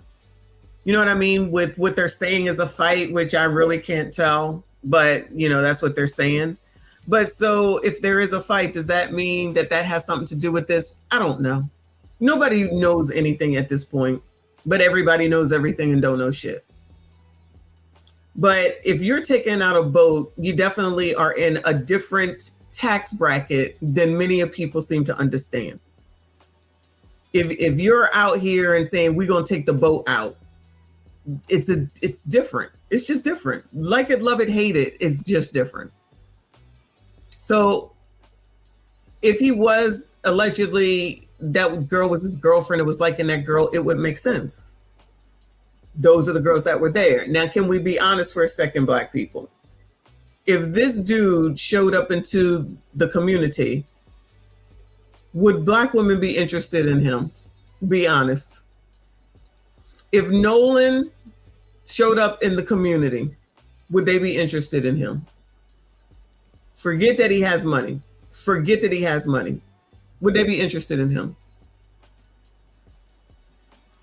That's a thing too. Like maybe they was just still and they just had the picture. But yeah, you should be wearing life jackets for sure. Nope. Exactly. Nope. He'd be called corny. Exactly. So, others will come say that that's not right for you to say that. You can think it's not right, but I know what I know.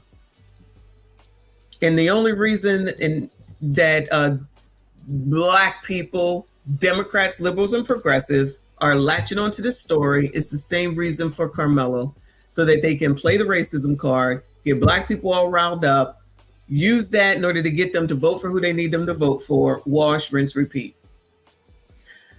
Wouldn't be thinking about Nolan in the community. If this didn't happen and they saw Nolan, they'd be like, you act white. You think you better. You think you all that because you got money, because you out on a boat. Because say I'm lying. They would absolutely be saying that. You ain't all that. They wouldn't be looking twice at this young man. Not one. They'd be more looking at the other three than looking at him. They'd be calling him a lame. Absolutely. So a lot of black people don't know a life like this. They don't. But hopefully they get to the bottom of what happened. Could they have done something to him? I do think it's weird that they brought the phone home and not him. But while all these people are like, oh, you never leave without your friends. How many stories have we heard of bitches that went someplace and they left their fucking friend because they went and fucked somebody in the bathroom or something stupid like that? Now, all of a sudden, how could you leave your friend? Y'all leave your friends all the time, quote unquote friends. This is crazy. This is crazy. So we'll follow this and keep up with this now. Hopefully, that we can get some concrete information instead of all these people and their opinions. These people don't know shit. None of these people know anything. So for them to come out here and say, oh, this is wild, to say the least. But anyway. The rest of this I will save for tomorrow. So I am going to stream in the morning, y'all. Probably 6 o'clock, maybe 6 to 9. Because like I said, my boss is off tomorrow. And I think I might have one meeting. We'll see. So hopefully you all will come back. I appreciate everybody. Thank you to everyone that donated. I see you. I appreciate you. Make sure you hit the like button, subscribe if you are new. If you're normal, if you're not, keep it scrolling, child. We are almost to 45,000. Hopefully be there by this weekend. And then 5,000 to go to get to 50,000. That's the next goal. So shout out to all the new subscribers. Thank you so much. Appreciate y'all. Again, hit the like button, subscribe if you are new. Hype this daggone video. I'll see you all in the next one.